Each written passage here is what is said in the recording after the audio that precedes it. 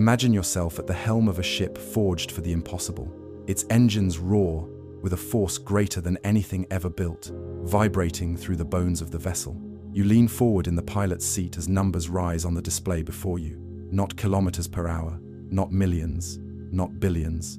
The readout climbs towards something else entirely, the most famous number in all of physics, the speed of light. You can feel the ship press against you, as if the fabric of space itself were becoming thicker, like invisible syrup, slowing your passage. You push harder, demanding more thrust, and yet with every increase the resistance grows stronger. It is not a wall of steel or stone. It is a wall made of the laws of reality themselves. The universe does not stop you with a sudden crash.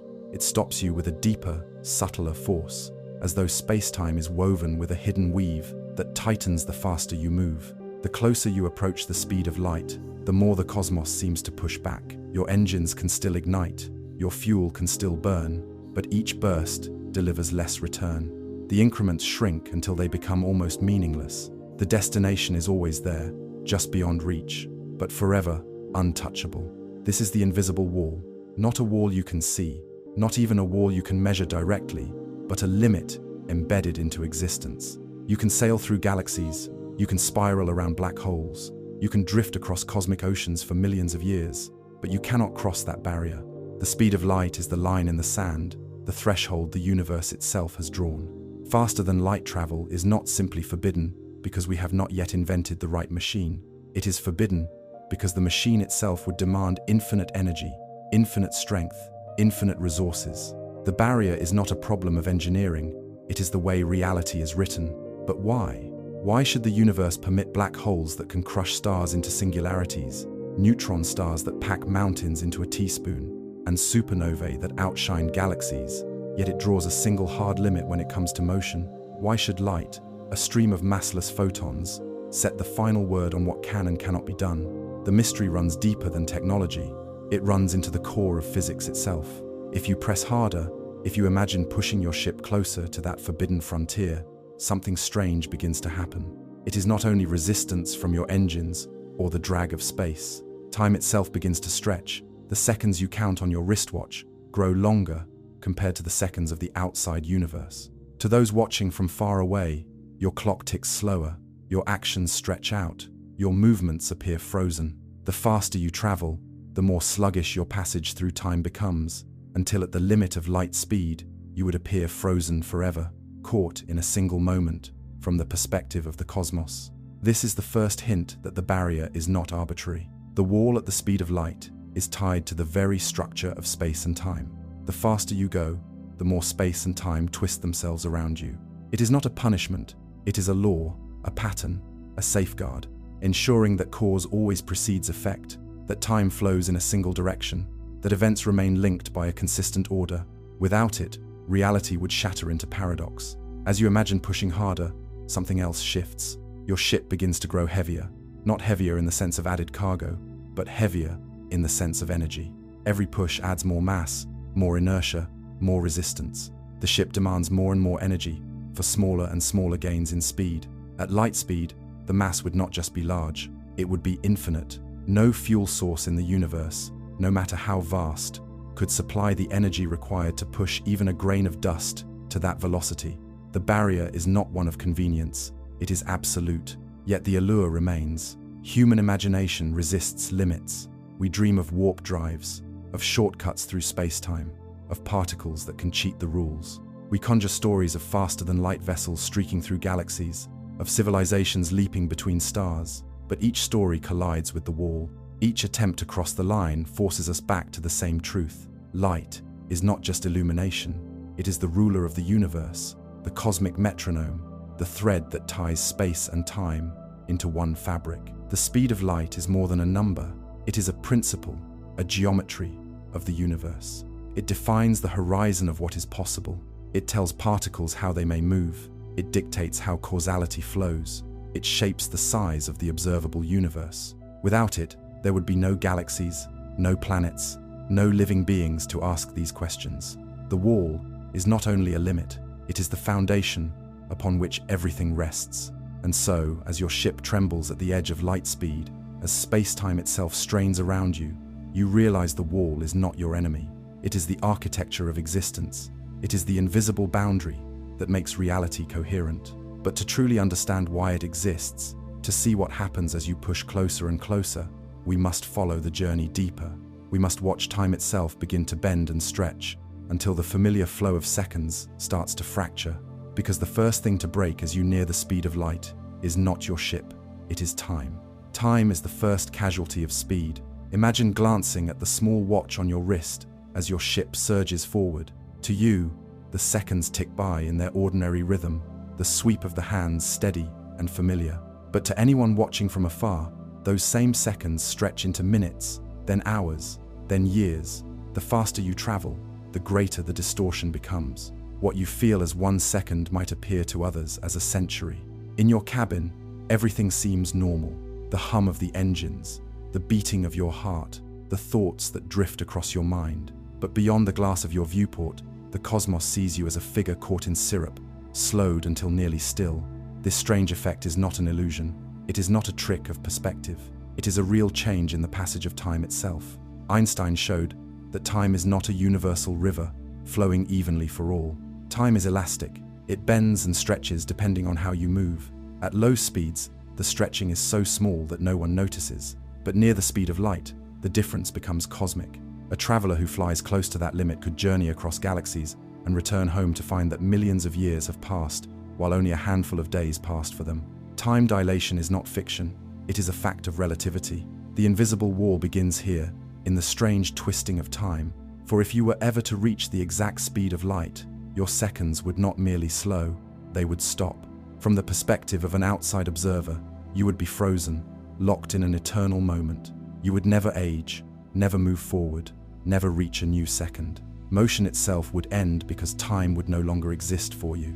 Light itself experiences this timelessness. A photon born in the core of the sun and striking your eye takes 8 minutes in our reference frame. But from the photon's own perspective, that journey is instantaneous. To light, the universe is traversed with no passage of time at all. This is why matter, with its stubborn inertia, cannot join light. For you, to reach the same condition would mean your own time must stop. Your own existence must become frozen. The closer you push, the more the paradox sharpens. To exist as a being of matter, you must have time. Without time, no processes can unfold, no heartbeat can occur, no thought can form. The wall is therefore not only about speed, it is about the preservation of existence itself. But the wall reveals another secret as you accelerate. As your velocity climbs, your ship seems to gather mass, as though it carries a growing burden. This is not the simple weight of more fuel or passengers. It is a change in the very inertia of the vessel. The faster you travel, the harder it becomes to push further. The amount of energy required grows not by small amounts, but explosively, in a curve that climbs toward infinity. At 90% of light speed, you need 10 times the energy it took to reach half that. At 99%, the demand grows to hundreds of times more. At 99.9%, the curve surges higher still, a mountain of impossible requirements. Push harder, and your ship grows heavier. Push harder still, and it grows heavier again. If you were to try to reach the exact speed of light, the mass of the ship would become infinite. Infinite inertia means infinite resistance. To accelerate such a ship would require infinite energy, not the energy of a star, not the energy of a galaxy, but an endless reservoir with no limit. The universe does not contain such a thing. Even if it did, the very laws of physics would collapse under the strain. This is why no spacecraft, no particle, no atom of matter can ever reach the speed of light. We collide protons together in giant accelerators, forcing them to travel at speeds unimaginably close to light. They circle the tunnels again and again, driven by enormous energies. Yet no matter how much power we feed into them, they never cross the final barrier. They get closer and closer, asymptotically approaching, but never reaching. The universe itself refuses to permit it. The wall is not metaphorical. It is a boundary woven into the structure of space-time equations. Yet even as you imagine the impossibility, another question arises. What if the wall could somehow be broken? What if there were entities that could move not at the speed of light, but faster? Would they not escape this infinite burden? Would they not leap past time dilation and leave us behind? The thought is tantalizing, for it opens the door to strange creatures of theory, hypothetical particles known as tachyons. In the mathematics of relativity, tachyons can exist only if they are always faster than light. They cannot slow down to the speed of light, just as we cannot speed up to it. They are forever on the other side of the wall. If tachyons were real, they would not simply defy our experience of speed. They would defy causality itself. For a tachyon, time would appear to flow backward. A message sent with a tachyon could arrive before it was sent. An effect could precede its cause. The very logic of the universe would unravel, events scrambling out of sequence, paradoxes multiplying without end. And so the invisible wall serves a deeper purpose. It is not only a barrier of energy and mass, it is a safeguard of reason. It ensures that the arrow of time remains intact, that cause leads to effect, that history flows in one direction. Without it, reality would be chaos. With it, reality has coherence. The wall is the border of meaning, the line that protects not only physics, but logic itself. This is why the barrier is beautiful. It is the reason galaxies form spirals instead of disintegrating, the reason stars can burn steadily rather than flashing out in instantaneous chaos, the reason life has a chance to emerge and endure. What first appears as a limitation is revealed as the very structure that makes existence possible. The invisible wall at light speed is not simply a prohibition, it is the architecture of reality's foundation. But even knowing this, even accepting the necessity, the human mind still wonders. What would it mean to live in a universe without such a limit? What would happen if the laws of nature were loosened, if the safeguard were lifted?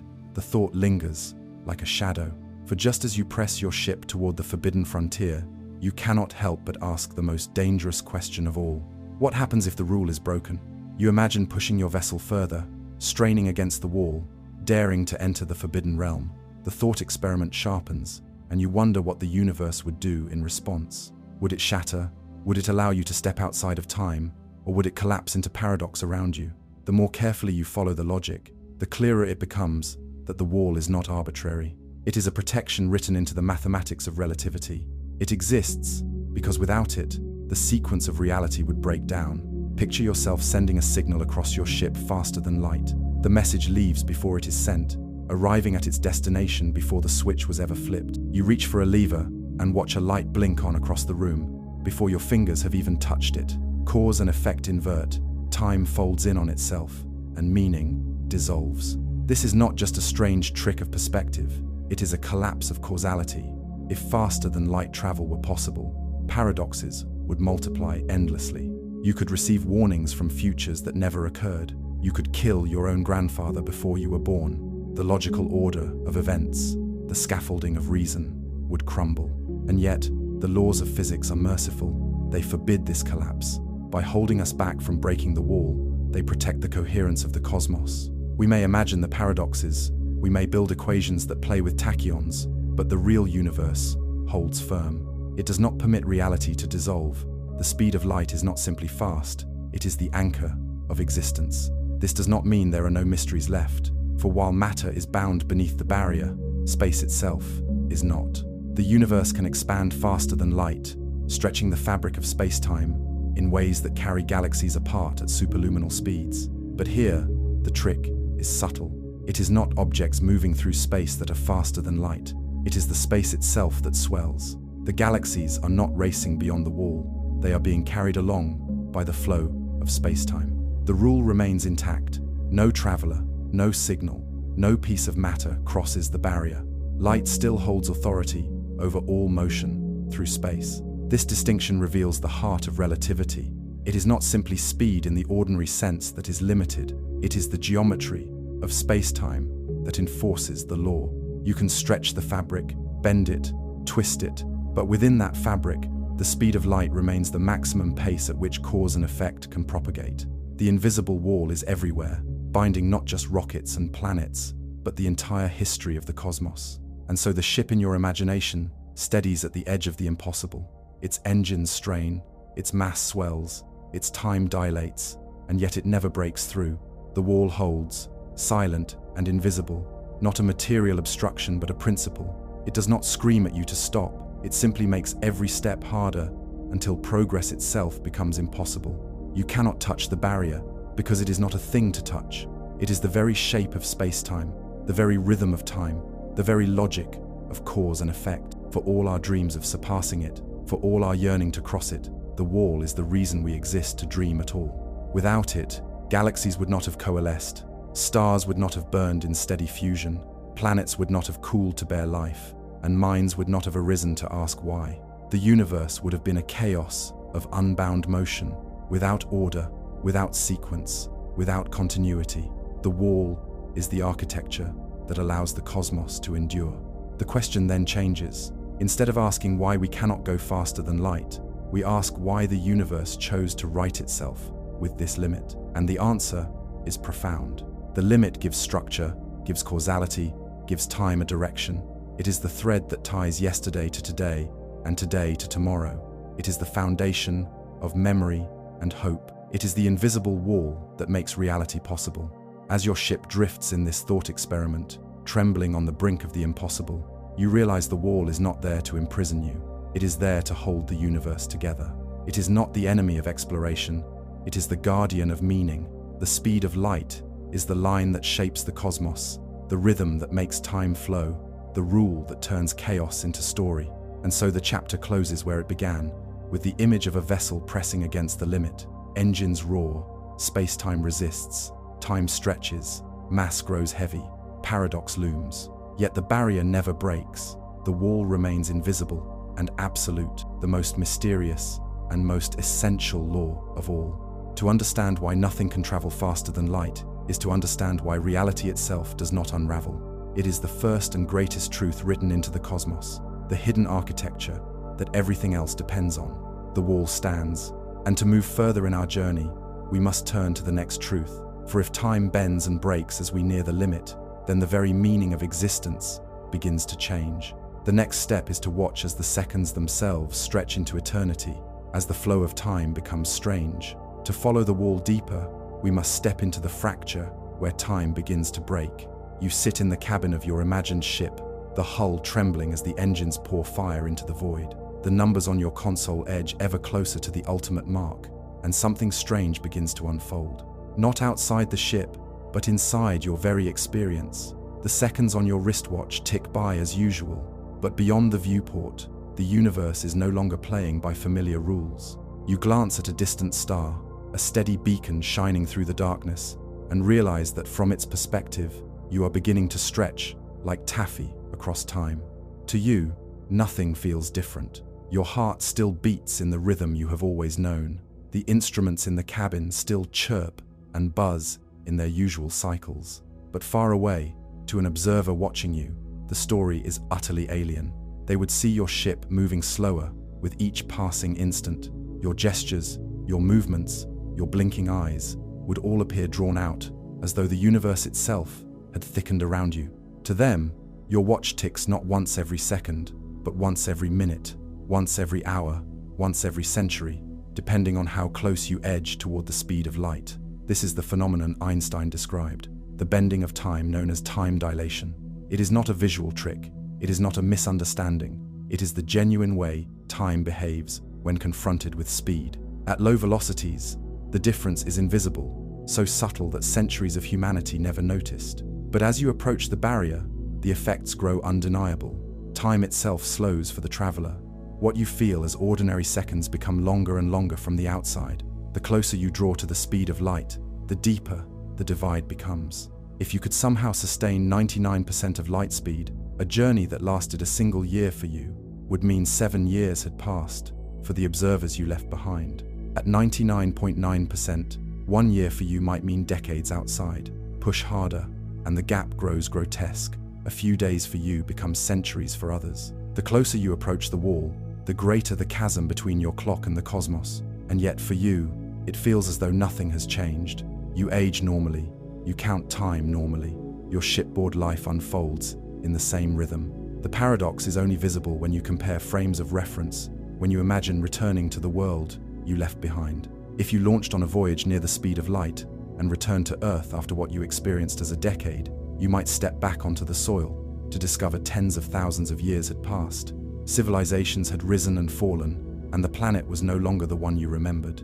The wall of light speed is thus not just about energy and mass, it is about time itself. For at the exact speed of light, your seconds would not merely stretch, they would vanish. your clock would stop ticking altogether. You would be frozen from the perspective of the universe. To travel at the speed of light is to step into timelessness. This is why photons, the particles of light, are strange beyond our intuition. A photon that leaves the core of the sun takes 8 minutes to reach Earth in our perspective. But for the photon itself, the journey is instantaneous. There is no waiting, no duration, no in-between. A photon does not experience travel. It simply exists at its point of emission and its point of arrival, without any passage of time between. This is impossible for matter. You are bound to time. Your body, your thoughts, your very existence require time to flow in order for processes to occur. To halt time for yourself would mean to halt existence. At light speed, a particle of matter cannot function. To cross the wall would be to erase your own unfolding. You would no longer live in a sequence of moments. You would no longer be. The barrier, therefore, protects the possibility of continuity. It prevents matter from slipping into the timeless void that only light can inhabit. The closer you push, the stranger things become.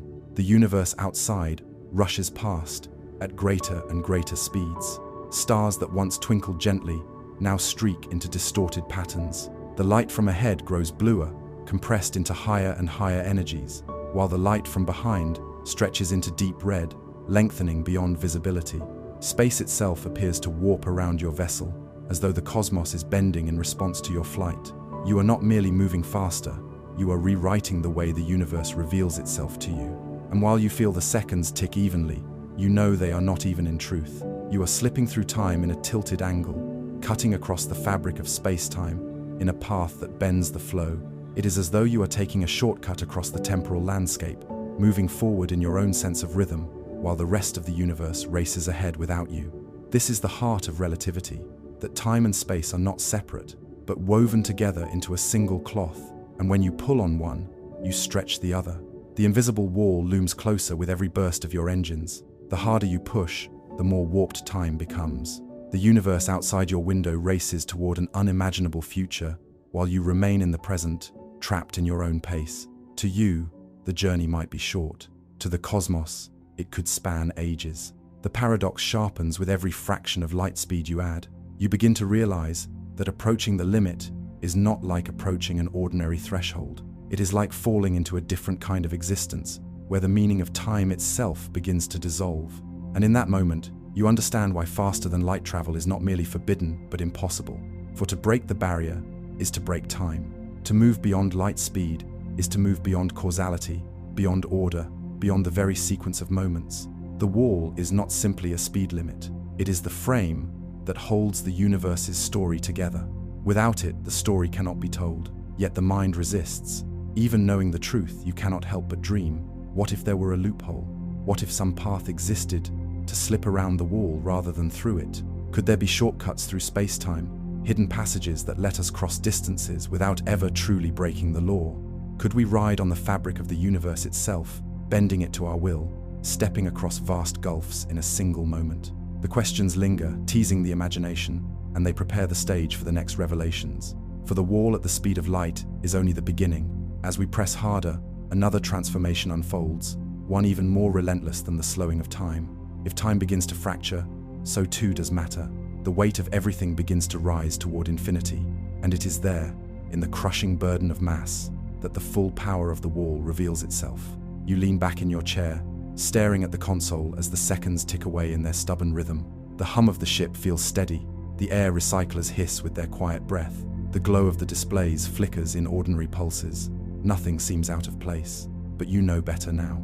You know that beyond your cabin walls, the universe no longer shares your measure of time. The stars outside race ahead into a future you cannot follow. Planets turn, galaxies collide, civilizations may rise and fall, all in the span of what you call a single year. The deeper you push into speed, the more your time is pulled apart from theirs. This divide between frames is one of the most haunting truths in all of physics. It is not illusion, not a distortion of vision or perception. It is the reality written into the fabric of space-time itself. Your journey bends the cloth, and that bend alters how time flows for you versus how it flows for everything else. Relativity does not allow one true universal clock. Instead, it insists that time belongs to each traveler. Every motion, writes its own rhythm, and none can claim supremacy. This means there is no cosmic master clock keeping perfect beat. The universe does not have one metronome. It has billions upon billions, each bound to a particle, each tied to a motion, each unfolding differently, depending on speed and gravity. When you press closer to light speed, you are not only stretching your seconds, you are declaring your own timeline, one carved away from the rest, one increasingly separate from the clocks of the cosmos. Consider what this means for a journey across the stars. If you launched from Earth with engines powerful enough to sustain near light speed for decades, you could travel across the galaxy in what felt like a single lifetime. To you, the voyage might be only 50 years, but when you returned, perhaps 50,000 years would have passed for those left behind. Humanity would not be the same. The Earth might not be the same. You would return to a world that had forgotten you. Time dilation does not only slow the traveler's life, it severs them from their origin. It transforms them into a being from the past, cast into a distant future. This is the haunting bargain at the wall. You cannot cross it, but you can approach it. And in approaching, you trade connection for speed. You leave behind the flow of others, carving a future that is no longer theirs. The faster you go, the deeper the separation becomes. Near light speed, you are not simply faster. You are living in a different history altogether. And yet, there is beauty in this strangeness. Imagine astronauts crossing interstellar space at 99.9% of light speed. To them, the voyage feels like decades, but back on Earth, millions of years pass. The astronauts have effectively leapt into the far future. They become time travelers, not by magic, but by physics. The wall at light speed forbids backward travel, forbids breaking causality, but it grants a glimpse forward. It allows journeys that slide along time in a tilted direction, propelling you into tomorrows that others will never see. Einstein once described this not as a defect, but as the natural geometry of space-time. To him, time was not separate from space, but one axis in a greater continuum. Just as you can move north or south, east or west, you can also tilt into the future by moving fast enough. The cost is energy, the cost is separation, the cost is the infinite resistance of the wall itself. But the possibility is always there. Speed does not only change distance, it reshapes time. For you, sitting in the pilot's chair of this imagined ship, the lesson becomes inescapable. Every fraction of velocity you add pulls you further from the universe's shared rhythm. Your seconds remain loyal, your heartbeat steady, your breath unchanged. But the outside world is not bound to your pace. From their vantage, your life is stretched into strange proportions. You are becoming untethered, drifting not only across space, but across epochs. The wall is not only ahead of you, it is already reshaping the meaning of your journey. The thought fills you with awe and dread. If you could accelerate to even higher fractions of light speed, your timeline would become narrower still. The rest of the cosmos would age around you like a time-lapse, stars drifting, galaxies changing, the fabric of history folding in fast motion. You would be left behind in one sense, but carried ahead in another. Speed becomes a kind of time machine, but one that only points forward, never back. And still, the question looms. What would it mean to actually touch the barrier, to actually reach the speed of light? In your thought experiment, you push harder. The engines groan, space-time strains. The difference between your seconds and the universe's seconds grows sharper. Approaching the wall, you can almost imagine what the photon experience is. A timeless journey, instantaneous travel, no duration at all. And then you realize that this is not something you could ever survive. For to you, time is not an optional feature. It is the medium of life. Without time, nothing unfolds, nothing breathes, nothing thinks. The wall therefore protects the possibility of existence. It ensures that light may be timeless, but matter must remain temporal. It holds the balance between being and not being, between continuity and stasis. It draws a line that no atom, no ship, no living traveler can ever cross. It is the ultimate safeguard. And so your ship levels off, unable to push further. The closer you reach toward light speed, the greater the gulf grows between your world and the rest of reality. You know now that this is not failure. It is the truth of the cosmos, the invisible boundary that gives time meaning. The wall stands as the definition of possibility. But in understanding how time bends, you are only halfway through the story. For time is not the only thing to fracture as you press against the limit. There is another burden waiting, one even more relentless. The weight of your ship begins to climb, as though each burst of acceleration piles new layers onto its frame. Energy becomes mass, mass becomes resistance, and resistance becomes infinity. It is in this crushing growth of weight that the wall reveals its second face. The cabin around you hums with its quiet mechanical rhythm, steady as ever, but you feel the weight of what you now understand. Time is no longer a universal stage on which all events unfold together. It is fragmented, relative, drawn out differently for each traveler. Your seconds are not the same as anyone else's seconds. Your journey is not only across the emptiness of space, but across diverging rivers of time.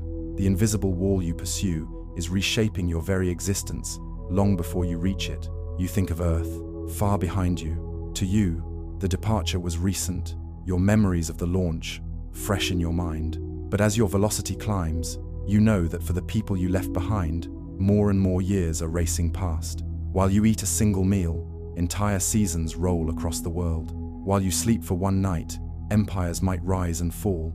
The faster you go, the wider the gap becomes. By the time you near light speed, Earth will no longer be a place you left. It will be a place that belongs to a future you can never share again. The wall does not confront you with explosions or warnings.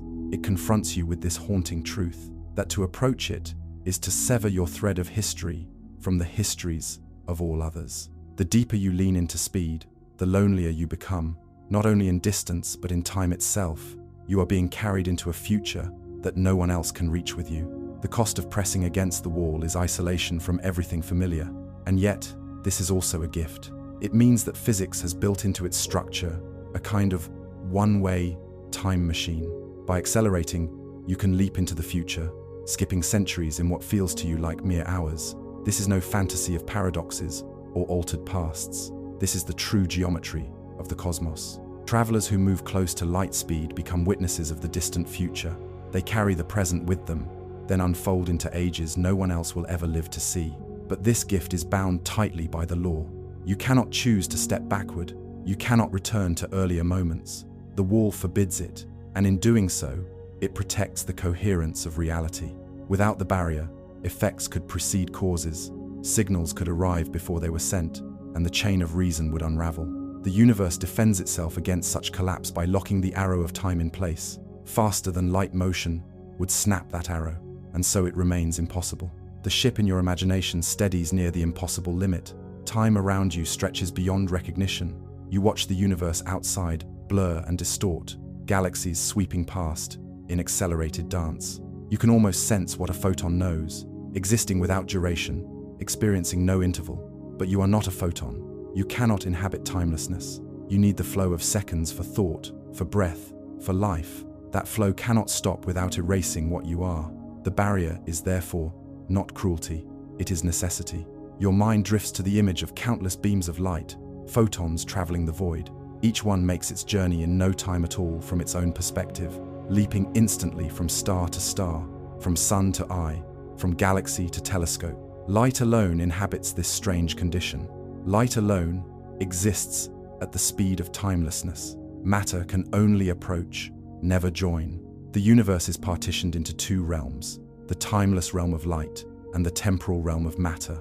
The wall is the boundary between them, and so you accept what the voyage has revealed. The wall at light speed is not an arbitrary obstruction. It is the architecture of space-time itself.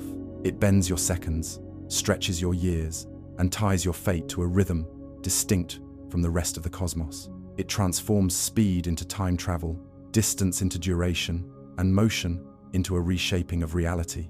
To understand it is to see that the universe does not allow chaos. It allows order, even when that order is strange. You glance once more at the console, its numbers still climbing, still pressing toward the ultimate frontier, but you no longer see them as a measure of victory or conquest. You see them as coordinates in a story larger than yourself. Every fraction of light speed brings you closer, not only to the wall, but to the truth of existence, that the universe is built on a balance between speed, time, and causality, and that balance must hold if reality is to endure. The wall stands, silent and immovable, the threshold you cannot pass.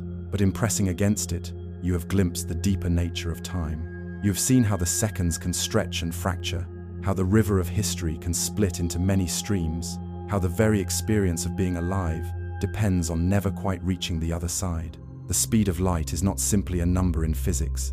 It is the foundation of meaning, the safeguard of causality, the guardian of existence. As your thought experiment ship steadies, vibrating against the impossible limit, you recognize that this journey has only revealed the first half of the mystery.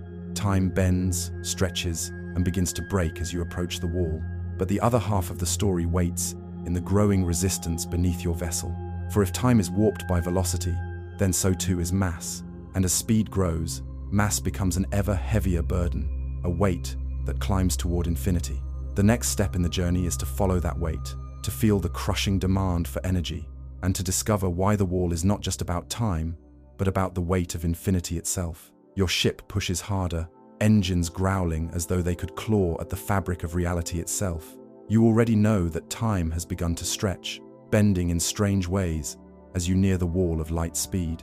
But now, another transformation emerges, one you cannot ignore. It is not a distortion of seconds on a clock. It is a weight pressing against the vessel, a heaviness woven into your very being. Every pulse of acceleration makes the ship feel denser, as if unseen layers of matter were piling upon it. The faster you travel, the greater the burden becomes. This is not the simple drag of air or the resistance of friction. You are gliding through the vacuum of space, where no winds push against you, no oceans resist your hull. The heaviness is not mechanical. It is fundamental. It comes from the way mass and energy are bound together, from the way space-time responds to velocity. Einstein's great equation whispers the secret. Energy and mass are two faces of the same coin. The more energy you pour into speed, the more inertia you summon. Your ship becomes harder to move, not because of outside forces, but because it is growing in effective mass. At first, the change is small, so small you would never notice it. When you accelerate to a modest fraction of light speed, the extra weight is trivial. But as you climb higher, the curve begins to steepen. At half the speed of light, your ship is heavier than it was at rest. At 90%, the difference is dramatic. At 99%, the vessel demands nearly infinite fuel just to gain another fraction of velocity. And at 99.9%, the requirements soar into absurdity. Imagine every power source humanity has ever known, every explosion of a supernova, every blazing heart of a galaxy. None of it is enough. Off to CO, not fission. Every explosion of a supernova. To push a single particle, a grain of dust, to the exact speed of light would require infinite energy. Not the energy of all the stars combined, not the energy of the universe as it exists today, but something beyond comprehension, something without limit. Infinity is not a large number. It is not a quantity at all. It is a horizon, unreachable by definition. The wall of light speed, therefore, stands as the place where mass and energy climb together toward the impossible. The image is clear in your thought experiment. Your ship surges forward, but with every burst of the engine, the demand grows more unbearable. It is as though you are climbing a mountain whose peak retreats faster than you can ascend. Each step upward requires more effort, and each effort brings you less progress. The slope steepens until it becomes vertical, then beyond vertical, until the summit is forever out of reach. The wall is not a point you can touch. It is the infinite slope itself. This truth is tested not only in imagination but in reality. Physicists on Earth build giant accelerators, circular tunnels, where protons are whipped around at speeds astonishingly close to light. The machines pour colossal energy into these particles, driving them to 99.99999% of light speed. At that velocity, their masses are thousands of times greater than at rest. They smash into each other with energies far beyond what chemical fuel could ever provide. And yet, despite all that, they never reach the limit. The closer the scientists push, the more the curve resists. The wall holds firm. The weight of infinity is not metaphorical. It is embedded in the equations of relativity. Mass and energy fuse into one reality, and as velocity grows, so too does inertia. The very thing that allows particles to resist being moved becomes unbounded as you near light speed. It is as though the universe itself is saying, you may approach, but you may never arrive. Consider what this means for any attempt at faster than light travel. Even if you had a power source that dwarfed suns, even if you harnessed the collapse of black holes, even if you tapped directly into the energy of the vacuum itself, you would still be crushed by the requirement. To move matter at light speed is to ask the impossible. to summon infinity. No invention can overcome it, because the problem is not engineering. The problem is the mathematics of reality. And yet, even in the face of this absolute, human imagination does not falter. We dream of cheats, of ways to bend the rule, of exotic shortcuts that might avoid the infinite cost. But before we explore those dreams, it is important to feel the truth of the wall. As its island mass grows heavier, energy demands soar, and the slope of velocity becomes infinite. To accelerate a body to light speed is not only impractical, it is forbidden by the very shape of space-time. You lean into the thought experiment, pressing your vessel further. The engines scream with effort, but each moment brings diminishing returns. The ship lurches forward by smaller and smaller margins. It is as though the cosmos is dragging you back, not with hands or winds, but with the weight of your own being. The harder you try, the heavier you become. The paradox deepens, for motion itself is now the source of resistance. To escape inertia, you summon more inertia. To seek light, you summon darkness. The invisible wall grows sharper in your vision. It is not simply a boundary of time, though you have already seen how time itself bends. It is also a boundary of weight, of energy, of possibility. To cross it would mean carrying the burden of infinity, a burden no particle of matter can bear. The wall is therefore the most profound of guardians, standing not as an obstacle placed in your path, but as a consequence of the rules that make the universe coherent. And so your ship trembles, shuddering against the growing weight. You realize the wall is not something that resists you from the outside. It is something that grows within you as you move faster. It is your own mass that betrays you, your own energy that curves into resistance, your own nature as matter that refuses to let you touch light. The wall is you. But what if the impossible could be done? What if something beyond matter could cross the barrier? What if faster than light particles were not fantasy, but reality? The thought leads into dangerous territory, where causality itself unravels, where paradoxes bloom, and where time collapses into confusion. And yet, to understand the full purpose of the wall, we must venture into that forbidden speculation. The weight that grows with every burst of speed is not something you can set aside. It is not a technical glitch or a failure of design. It is the way the universe responds to your motion. Inertia, that old familiar resistance to change, grows thicker and heavier the closer you come to the wall of light. You sense it now not just as numbers climbing on a gauge, but as an elemental drag, a demand for energy that rises with merciless certainty. Picture your ship as it cuts across the void. At ordinary speeds, your thrust translates directly into motion. Double the power, and you nearly double the velocity. But as you push faster, the return begins to diminish. Each increment demands not twice the fuel, but 10 times, then 100, then 1,000. You begin to realize that this is no ordinary slope. It is a curve racing toward infinity. If you were to plot it on a graph, the line would rise steadily at first, then steepen, then shoot upward like a cliff face, climbing without limit as it nears the speed of light. This truth is not speculation. It is written into the equations of relativity. Energy and mass are not separate entities. They are two aspects of the same reality. Add energy to a body, and you are also adding to its inertia, to its resistance to being pushed further.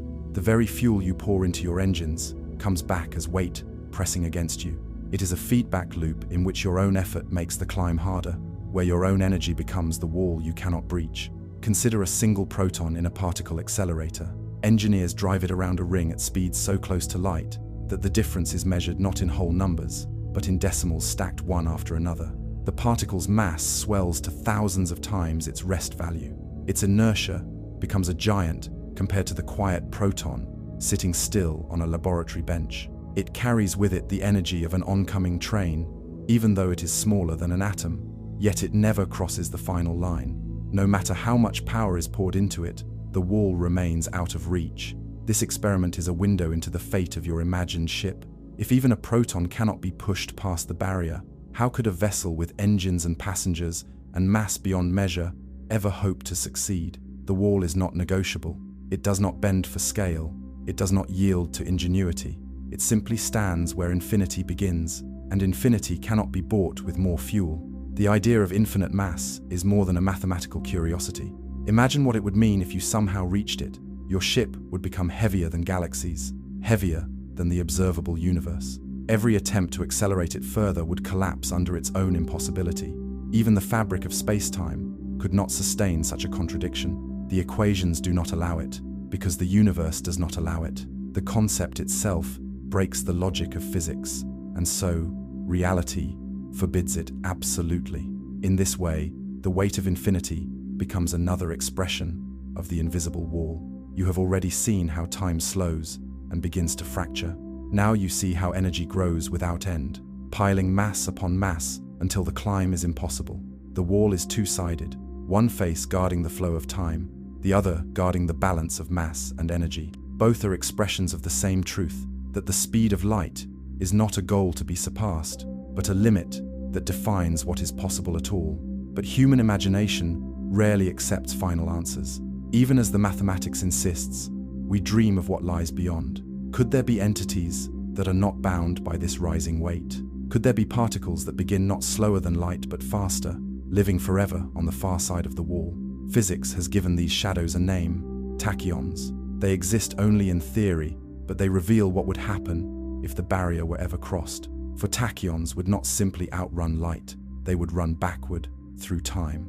They would unravel causality, turning effects into causes, future into past. This is why the weight of infinity is not only about resistance, it is about protection.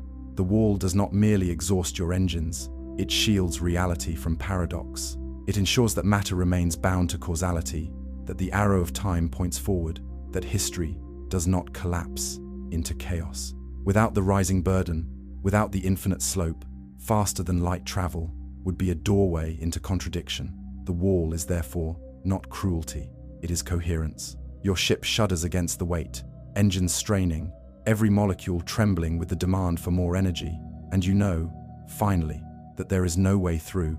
The harder you press, the heavier you become. Infinity itself closes the path. The wall does not yield, because if it did, reality would unravel. The weight of infinity is the lock that holds the cosmos together. But as your imagination lingers on the wall, the forbidden thought returns. What if it were broken?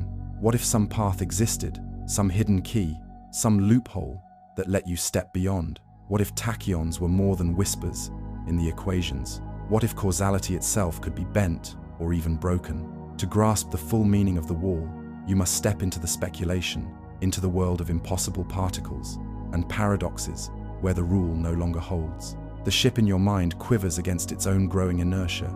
You feel the paradox sharpen. Every joule of energy poured into the engines adds to your velocity, yet also adds to your mass, and with that mass comes resistance. The more you give, the more the universe takes, until your progress dwindles to almost nothing. It is as though you are running into a gale made not of wind but of your own weight, a storm conjured by your attempt to climb. The wall is not something that blocks you from the outside. It is something that rises inside you, a shadow of infinity that grows heavier with every step. This is the heart of relativity's barrier. It is not a law written by decree, but a consequence written into the shape of space-time. Mass and energy fuse into one identity, and as you accelerate, you are altering the balance between them. The extra energy becomes extra inertia, a feedback loop that rises without end. At the exact speed of light, the loop closes into infinity. No vessel can survive such a demand. No star, no galaxy, no universe can pay the price. You imagine for a moment that somehow, against all odds, you manage to break through. The ship surges past the limit, the weight dissolves, and you are suddenly lighter than air. But this imagined freedom does not bring triumph, it brings disaster, for in that instant, causality shatters. Events no longer unfold in their rightful order. Messages arrive before they are sent. Effects leap backward to become causes. Time itself unravels into contradiction. The cost of breaking the wall is not infinite energy anymore. It is the destruction of meaning. This is why physics guards the barrier so fiercely. The rising burden of mass is not simply a punishment for ambition. It is a safeguard that prevents paradox. It ensures that reality flows with coherence, that causes precede effects, that time moves forward in a way that can be trusted. Without it, the universe would collapse into nonsense. The wall is not only the line of infinity, it is the guardian of order. And so you sit in the pilot's chair of your imagined ship, surrounded by the groan of engines straining against the impossible. You see the numbers on the console rising slower and slower until they nearly stop. You feel the pressure of mass climbing without mercy. You know now that the destination can never be reached. The wall is not an obstacle to conquer. It is the very boundary that makes conquest meaningful at all. The weight of infinity is not cruelty, it is necessity. It is the universe's way of saying that light alone may be timeless, but matter must remain bound to energy, to inertia, to continuity. It is the invisible architecture that ensures your existence, that ensures the unfolding of seconds, that ensures the story of reality can be told at all. But even with this knowledge, imagination refuses to rest. You cannot help but wonder what waits beyond the barrier. If particles like tachyons were real, if faster-than-light travelers could exist, what kind of universe would they inhabit? Would they see time in reverse? Would they swim in paradox as easily as you swim in water? Would they carry messages back into the past, undoing the chain of causality that binds your world? The thought is dangerous, yet irresistible. For to fully understand why the wall exists, you must explore what would happen if it were broken. You must walk into the land of paradox, where faster-than-light particles roam, where the arrow of time no longer points forward, where the laws of logic tremble and collapse. Only then can you see the wall for what it truly is, the safeguard that keeps reality whole. And so the weight of infinity presses against you, holding you back not only with numbers, but with reason itself. The wall remains firm, eternal, unbroken. But in the next step of the journey, you will dare to imagine a universe without it, to peer into the chaos that faster-than-light travel would unleash. For only by glimpsing that chaos can you appreciate the wall as the foundation of existence. You have pressed your imagined vessel against the invisible wall. Time has stretched, mass has grown, energy has soared toward infinity. The barrier holds, firm and absolute. But the mind does not stop there. It asks the forbidden question. What if the wall could be crossed? If only, in theory, what if some hidden particle, some alien traveler, some impossible entity could exist on the other side? What would the universe look like if the rule were broken? Physicists, unable to resist the lure of speculation, gave a name to such beings. They are called tachyons, from a word meaning swift. Tachyons are not like photons, which glide at the wall, nor like protons or electrons, which remain bound beneath it. Tachyons are imagined as creatures born beyond, existing always faster than light, never able to slow down to join us in our temporal realm. They are shadows in the equations, solutions that whisper from the margins of relativity. If tachyons were real, they would see time in reverse. Imagine a particle that, from your perspective, moves from effect to cause instead of from cause to effect. Send a signal with such a particle, and it could arrive before you press the button to transmit. Fire a tachyon toward a detector, and it might register before you even aimed. The chain of logic collapses. Causality, the bedrock of reason, unravels. Picture the paradox. You stand at the console of your ship and send a tachyonic message to warn yourself of an accident. The warning arrives before the accident occurs. You avoid the accident, which means you never sent the message, which means you never received it, which means you never avoided the accident. The loop spirals into contradiction, a knot no logic can untangle. This is what faster than light truly means. Not speed, but paradox. Not victory, but collapse. The wall at light speed is therefore more than a boundary of mass and energy. It is a firewall protecting the sequence of events. Without it, the order of cause and effect would become meaningless. The universe would not tell a coherent story. It would dissolve into contradictions. History itself would be untrustworthy, the future bleeding into the past, the present fragmenting into nonsense. Even if you tried to contain the paradox, it would escape. Imagine two ships exchanging tachyon signals. Each sees the other responding before sending. Each sees the other act before deciding. Very quickly, the exchange becomes nonsense, a blur of reversed orders, of conversations that fold in on themselves. Communication becomes impossible because meaning itself requires a sequence. If that sequence is broken, no signal can carry truth. And so tachyons remain mathematical ghosts, curiosities in the equations, but absent from reality. No experiment has ever revealed them. No detector has ever caught their signature. Every attempt to find them ends in silence. It may be that the universe itself forbids their existence, for their very being would shatter the structure of space-time. The wall is not simply a line that matter cannot cross. It is a border beyond which consistency itself cannot survive. Yet the allure remains, even knowing the danger, for in imagining tachyons, you glimpse the fragility of causality. you see how finely tuned the rules of physics must be to preserve order. The fact that nothing has ever been observed traveling faster than light is not disappointment, it is reassurance. It means the wall holds. It means the cosmos is safe from paradox. But imagination is stubborn. Even if tachyons are phantoms, what about ships? What about civilizations dreaming of breaking the limit? What about technologies that bend or twist the rules? Could there be some loophole, some hidden path through the maze that lets a traveler cheat the wall without destroying causality? Could space itself be bent in such a way that the ship never truly outruns light, yet still arrives faster than it should? These questions open the next chapter of speculation, the chapter of warp bubbles and wormholes, of shortcuts through curved spacetime. They are not about breaking the wall directly. They are about finding a way around it, tricking geometry itself into carrying you farther than light could, while never quite violating the rule. But before exploring those dreams, you must linger for a moment on the paradox. For to understand why loopholes matter, you must understand what happens if the rule is simply broken. The answer is clear. If you tear through the wall, causality tears with you. Time collapses. Reason collapses. The universe itself collapses. The wall is not only a limit, it is the defense that preserves the order of existence. Without it, everything dissolves into contradiction. With it, reality holds together. The invisible wall is not a prison. It is the boundary of meaning itself. You close your eyes in the thought experiment and let the image form. The ship trembles as it finally breaches the barrier, slipping beyond the speed of light. For an instant, exhilaration surges through you. The stars streak backward, the universe twists, and then the strangeness begins. The console blinks with data that makes no sense. Readouts register events before you have pressed the commands. Warning alarms sound for dangers that have not yet occurred. The ship itself seems to know the future before the present unfolds. At first, this feels like a gift. To anticipate before acting, to know outcomes before decisions, to steer away from hazards before they appear. But soon the contradictions multiply.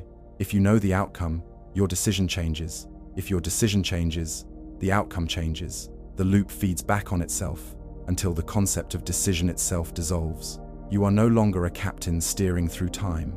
You are a prisoner in a hall of mirrors, where cause and effect chase each other endlessly, never resolving, never making sense. This is the heart of what faster-than-light motion would mean. It would not be a triumphant leap into new realms. It would be a collapse into paradox. Imagine sending a signal faster than light to warn a colony of danger. The message arrives before you sent it. The colony evacuates, preventing the disaster, which removes the reason for the message. No matter how you turn the loop, it contradicts itself. The sequence of events cannot be trusted. The very logic of history would unravel. Physicists have tried to write equations for these scenarios. They reveal timelines branching, folding, colliding, each one filled with contradictions. In some interpretations, the paradox is resolved by forbidding the action outright. You simply cannot send the signal because the universe refuses to allow contradictions. In others, the paradox resolves by splitting into separate realities, each consistent within itself but disconnected from the others. In both cases, the message is clear. Faster-than-light travel breaks the ordinary flow of causality, and with it, the continuity of the world you know. The danger is not confined to ships or signals. It lies at the very heart of meaning. Every story depends on order. Every memory, every plan, every hope relies on the assumption that causes come before effects.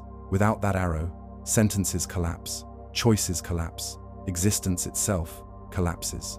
You cannot live in a universe where the future rewrites the past, where yesterday bends to the whims of tomorrow, where the chain of events dissolves into loops. Faster-than-light travel is not just forbidden by physics, it is forbidden by reason. And yet, the idea lingers like a forbidden fruit. The temptation is irresistible because the barrier is so close. The universe whispers with its blazing photons, always skimming along the edge of the wall. The allure of surpassing them is as old as human imagination. Myths spoke of chariots of fire crossing the heavens in a single night. Modern stories speak of starships leaping from system to system in the blink of an eye. Beneath them all lies the yearning to break free of distance, to conquer the cosmos. The dream is ancient, but the paradox is eternal. Tachyons remain a name in the equations, never seen in experiment, never caught in detectors. Their absence is a silent confirmation of the wall's strength. If they existed, reality would collapse. Their non-existence is the proof that reality holds. It is the universe's way of whispering, the wall is not negotiable. You may play with the equations, but you will not find tachyons in the laboratory. You may search the skies, but you will not catch them among the stars. The wall holds. Still, even knowing this, even grasping the catastrophe of paradox, you cannot help but wonder, is there another way? If faster-than-light travel cannot exist through brute force, might it exist through trickery? Could space itself be bent to allow shortcuts, paths that move you faster than light, without ever moving you faster than light? Could the geometry of the universe itself provide a loophole? These questions are not idle. They are the seeds of concepts like warp bubbles and wormholes, ideas that dance on the edge of possibility. But before stepping into those dreams, you must finish with the nightmare of paradox. For to truly appreciate the beauty of the loopholes, you must understand the catastrophe they are meant to avoid. To break the wall directly is to break causality. It is to dissolve reason. It is to erase the story of the universe. The barrier is not there to deny you the stars. It is there to preserve the very fabric of being. Without it, stars, galaxies, and life would not exist in any form we could recognize. You open your eyes again, still seated in your imagined ship. The wall holds, the paradox avoided, reality preserved. You see now why the weight of infinity is not a curse, but a protection. Why time dilation is not an inconvenience, but a safeguard. Every resistance you encountered was not punishment, it was defense. The universe holds itself together by refusing to let you break the rule. The temptation lingers, but you understand its danger. And now, the mind is ready to turn toward the dreams of bending space itself, the visions of warp and wormholes, of loopholes that may allow motion without paradox. Before we step into them, you must accept the lesson of the wall's absolute truth. Faster than light travel through brute motion is impossible, not because of weakness in our machines, but because reality itself would unravel. The paradox remains vivid in your mind. You imagine the ship not as a vessel of exploration, but as a spark of contradiction, its very presence in faster-than-light territory, pulling at the threads of reason. Events twist, loops emerge, and history begins to fracture into nonsense. You try to chart the sequence on the console, mapping when signals were sent and when they were received, but the display folds into knots. The cause that should come first appears after the effect. The effect that should follow appears before the cause. It is not a puzzle to be solved. It is a collapse of meaning itself, and so the lesson sharpens. The wall at light speed is not a mere boundary of velocity. It is the guardian of causality. It is the shield that protects the chain of events from dissolving into chaos. Without it, life could not think, could not choose, could not remember. A universe where tachyons roam freely, where ships outrun light, is not a universe of adventure. It is a universe without logic, where the very idea of existence loses coherence. Physicists sometimes play with the paradoxes in mathematical exercises, exploring what would happen if signals could slip backward through time. They find contradictions blooming instantly, threads of reality collapsing the moment the wall is ignored. Some interpretations suggest that the universe itself enforces a principle of consistency, refusing to permit any chain of events that leads to paradox. Others imagine branching worlds, each self-consistent but split off from the rest, so that no contradiction ever contaminates a single timeline. Yet even in these speculations, the message is clear. The wall is the only reason the story remains intact. You glance outward in the thought experiment, beyond your ship, to the galaxies scattered across the darkness. Every one of them, every shining spiral, every blazing cluster, relies on causality. Stars burn steadily because nuclear reactions follow their chain of events in the proper order. Planets orbit because gravity communicates its pull at light speed, never faster, never backward. Life arises because chemistry unfolds step by step, not in reversed loops. If the wall did not exist, none of this would endure. The cosmos would unravel the moment it began. It is tempting to think of the speed of light as an obstacle, a cruel denial placed before us. But in truth, it is the foundation of everything we know. It preserves the arrow of time, ensuring that the past is fixed, the present is alive, and the future is open. Without it, past and future would bleed together, and the present would have no meaning. The wall is not a prison. It is the architecture of freedom, because freedom only exists when events follow a consistent flow. In the cabin of your imagined ship, you lean back and let the realization settle. To break the wall is not to leap into glory. It is to tear the script of reality to shreds. It is to abandon the possibility of continuity. The universe cannot allow it, for the universe is the story itself, and a story cannot survive without order. The wall is not simply there, it must be there. And yet, this does not mean hope ends, for while direct, faster-than-light travel is impossible, while tachyons remain only phantoms, the human spirit looks for another path. If the rule cannot be broken, perhaps it can be bent. If you cannot run faster than light through space, perhaps you can reshape space itself. Instead of piercing the wall, perhaps you can walk around it, exploiting the geometry of the universe, rather than brute force. This thought leads into the strangest and most tantalizing ideas in physics. Warp bubbles that compress space in front of a ship and expand it behind, allowing the vessel to ride a pocket of space-time itself. Wormholes, tunnels carved through the geometry of the universe, linking distant points by shortcuts rather than speed. These are not dreams of breaking the rule but of dancing around it, finding loopholes where the wall remains intact, yet distance collapses in ways that seem miraculous, and so the paradox closes. To break the wall directly is to shatter causality, but to imagine bending space is to glimpse possibilities that respect the rule while sidestepping its restrictions. The wall stands firm, but the dream of crossing distances is not extinguished. It merely shifts into another form. The next step of the journey is to follow those dreams, to explore the loopholes that might exist, to see if the universe offers paths that let us touch the stars without tearing apart the logic of reality. You sit with the paradox still echoing in your thoughts. Faster than light travel, pursued directly, leads only to collapse. Time folds, causality shatters, and the chain of reason dissolves. Yet the human mind does not rest in surrender. Where a wall stands, we imagine doors. Where a law forbids, we imagine loopholes. And in the case of the light barrier, those loopholes are not flights of fantasy alone. They emerge from the mathematics of relativity itself, whispered from the equations as possibilities not yet ruled out. The first dream is the warp bubble. Picture your ship not as an object racing through space, but as a passenger carried by space itself. Behind the vessel, space-time expands. Ahead of it, space-time contracts. The bubble carries you forward, moving faster than light without you ever moving faster than light. Inside the bubble, your clocks tick normally, your engines hum with ordinary rhythm, your body rests without strain. But to an observer far away, your bubble leaps across distances in moments, traversing what would take light years in what feels like hours. This idea was first described not in legend, but in the language of Einstein's relativity. The equations do not forbid space-time from stretching. They do not forbid expansion or contraction. We see the evidence in the universe itself. Galaxies recede from us at speeds faster than light, because the space between us and them expands faster than light. No object is breaking the rule. The rule applies to motion through space, not to the growth of space itself. Warp bubbles seize on this distinction. They do not outrun light.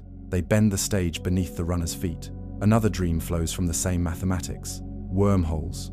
Imagine space-time not as a flat sheet, but as a fabric that can be folded. 2 points, distant in ordinary space, can be brought close when the fabric bends. A tunnel opens between them, a throat through space-time itself. Step inside, and you bypass the distance entirely. A journey that would take centuries at near light speed collapses into moments. Again, you do not move faster than light. You simply take a shorter road. Both visions are astonishing, and both remain within the letter of relativity. They respect the law while seeming to escape its consequences. They are loopholes, not violations. They allow the dream of starflight without the nightmare of paradox, and yet they are not without cost. For though the equations permit them, the requirements are steep. Warp bubbles demand exotic matter, substances with negative energy density, something never observed in quantities sufficient to shape space. Wormholes, too, require negative energy to hold them open. Without it, they collapse into singularities the moment you try to use them. Still, the fact that the equations allow them at all is extraordinary. It means that relativity, the same theory that erects the wall, also hints at paths around it. The cosmos forbids you from outrunning light, but it does not forbid you from shaping the arena in which the race is run. It does not forbid you from bending the stage, folding the fabric, creating bubbles of motion that sidestep the infinite cost. The loopholes are not easy, but they are possible in principle. You imagine now the ship inside its bubble, space-time stretched behind, compressed ahead. From your perspective, nothing strange occurs. You drift in silence, the stars unmoving outside your windows. But from the view of an observer, you leap across interstellar distances, arriving before a conventional traveler could even begin. You imagine stepping into a wormhole, the tunnel shimmering around you, opening onto a distant system. You step through, and in a single stride, you are light years away. These are the loopholes we dream of, the loopholes the universe itself teases us with. And so the thought experiment expands. The wall stands unbroken, its protection of causality firm, but the human spirit finds ways to ask, what if we cannot break through, but we can go around? The loopholes remain only speculation for now, their requirements beyond our reach, yet they reveal something profound. The universe is not cruel, it is subtle. It forbids the direct violation, but it leaves open strange possibilities, as though it invites imagination to stretch just as space-time itself can stretch. The ship within its bubble drifts quietly. You do not feel the stars racing past. You do not sense the distance collapsing. From your perspective, the journey is calm, uneventful, and almost ordinary. Yet an observer outside sees something miraculous. They watch your bubble skim across the void, spanning light years in mere moments. It is a trick of geometry, not of speed. The universe allows it because nothing inside the bubble moves faster than light relative to its immediate surroundings. The loophole rests on a technicality, but a technicality that changes everything. The idea of such a bubble was first written down in equations, not myths. The mathematics revealed that space-time could, in principle, be shaped like a wave, pushed outward behind and pulled inward ahead. The vessel rides inside, sheltered from extremes, carried along by the distortion. But the equations also whispered a warning. To sustain the bubble requires negative energy, a form of matter unlike anything we know. Ordinary matter always has positive energy density. Negative energy is exotic, fleeting, observed only in tiny quantum effects like the Casimir force between plates, never in the vast quantities a bubble would demand. Wormholes carry a similar burden. Imagine folding the fabric of space so that distant stars are brought close. A tunnel pierces through the fold, connecting 2 points with a throat shorter than the distance outside. To step through is to take a shortcut. In theory, the equations allow such tunnels. They emerge naturally as solutions to Einstein's relativity. But like warp bubbles, they require negative energy to remain stable. Without it, the tunnel collapses instantly, crushing anything inside. The dream closes as quickly as it opens. Still, the very fact that relativity permits these paths is extraordinary. The theory that builds the wall also provides the loopholes. The rule against faster-than-light travel is absolute, yet the geometry of space-time itself is malleable. You cannot run faster than light across the stage, but you can alter the stage beneath your feet. The loopholes do not break the law, they flow from the law, hidden possibilities tucked into the folds of mathematics. Imagine civilizations far older than ours, perhaps millions of years advanced. What if they had learned to manipulate negative energy, to bend space-time not in thought experiments but in practice? What if their ships glide not as rockets but as sculptors of geometry, sliding through tunnels or riding bubbles across the stars? To us, it is a dream. To them, perhaps it could be routine. The wall would still stand, causality would still hold, but the cosmos would be open in ways we can scarcely imagine. And yet, each dream comes with dangers. A warp bubble, if not carefully controlled, could unleash destructive waves of radiation as it forms. The contraction of space ahead could sweep up particles and smash them into the ship with devastating force. A wormhole, if unstable, could snap shut and crush its traveler, or even tear apart regions of space-time. The loopholes are not free passes, they are gambles with the very fabric of the universe. Still, you cannot help but dwell on them. They are not myths or fantasies, but genuine solutions hidden in the equations of relativity. They show that the universe is more flexible than the wall alone suggests. They reveal that while you cannot outrun light, you can perhaps persuade the cosmos to carry you farther than light could go by ordinary paths. They keep the dream alive, not of breaking the wall, but of moving gracefully around it. Your imagined ship hums within its bubble. The tunnel of a wormhole flickers in your mind. The loopholes remain unbuilt, their requirements beyond us, but they whisper of a future where the stars may be closer than they seem. They remind you that the wall is not only a limit, it is also an invitation, a challenge to imagination, a puzzle that may yet yield paths, not through violation, but through harmony with the rules of space-time itself. The The loopholes live as shadows in the equations, haunting possibilities that keep imagination alive. You know now that the wall cannot be broken by direct motion. To push a ship to light speed is to summon infinity, to collapse into paradox. Yet the loopholes suggest another path. The dream of bending space itself, of folding the stage instead of sprinting across it, is the only dream that still flickers. Picture once more the warp bubble. You are seated within the calm interior of your ship, the hum of instruments steady, the lights on the console unchanged. Yet outside, the cosmos reshapes itself. Behind you, space-time stretches.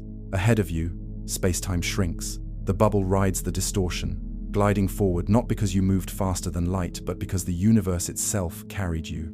To distant observers, you vanish from one point and appear at another in less time than light would need. You have not broken the wall, you have walked around it. Now picture the wormhole. The tunnel glimmers before you like a hole burned through reality. You step inside and feel no rush of acceleration, no strain on your body. You walk across a short passage, and when you emerge, the sky above you is filled with stars that were once impossibly far away. You have not outrun photons. You have simply taken a shorter path.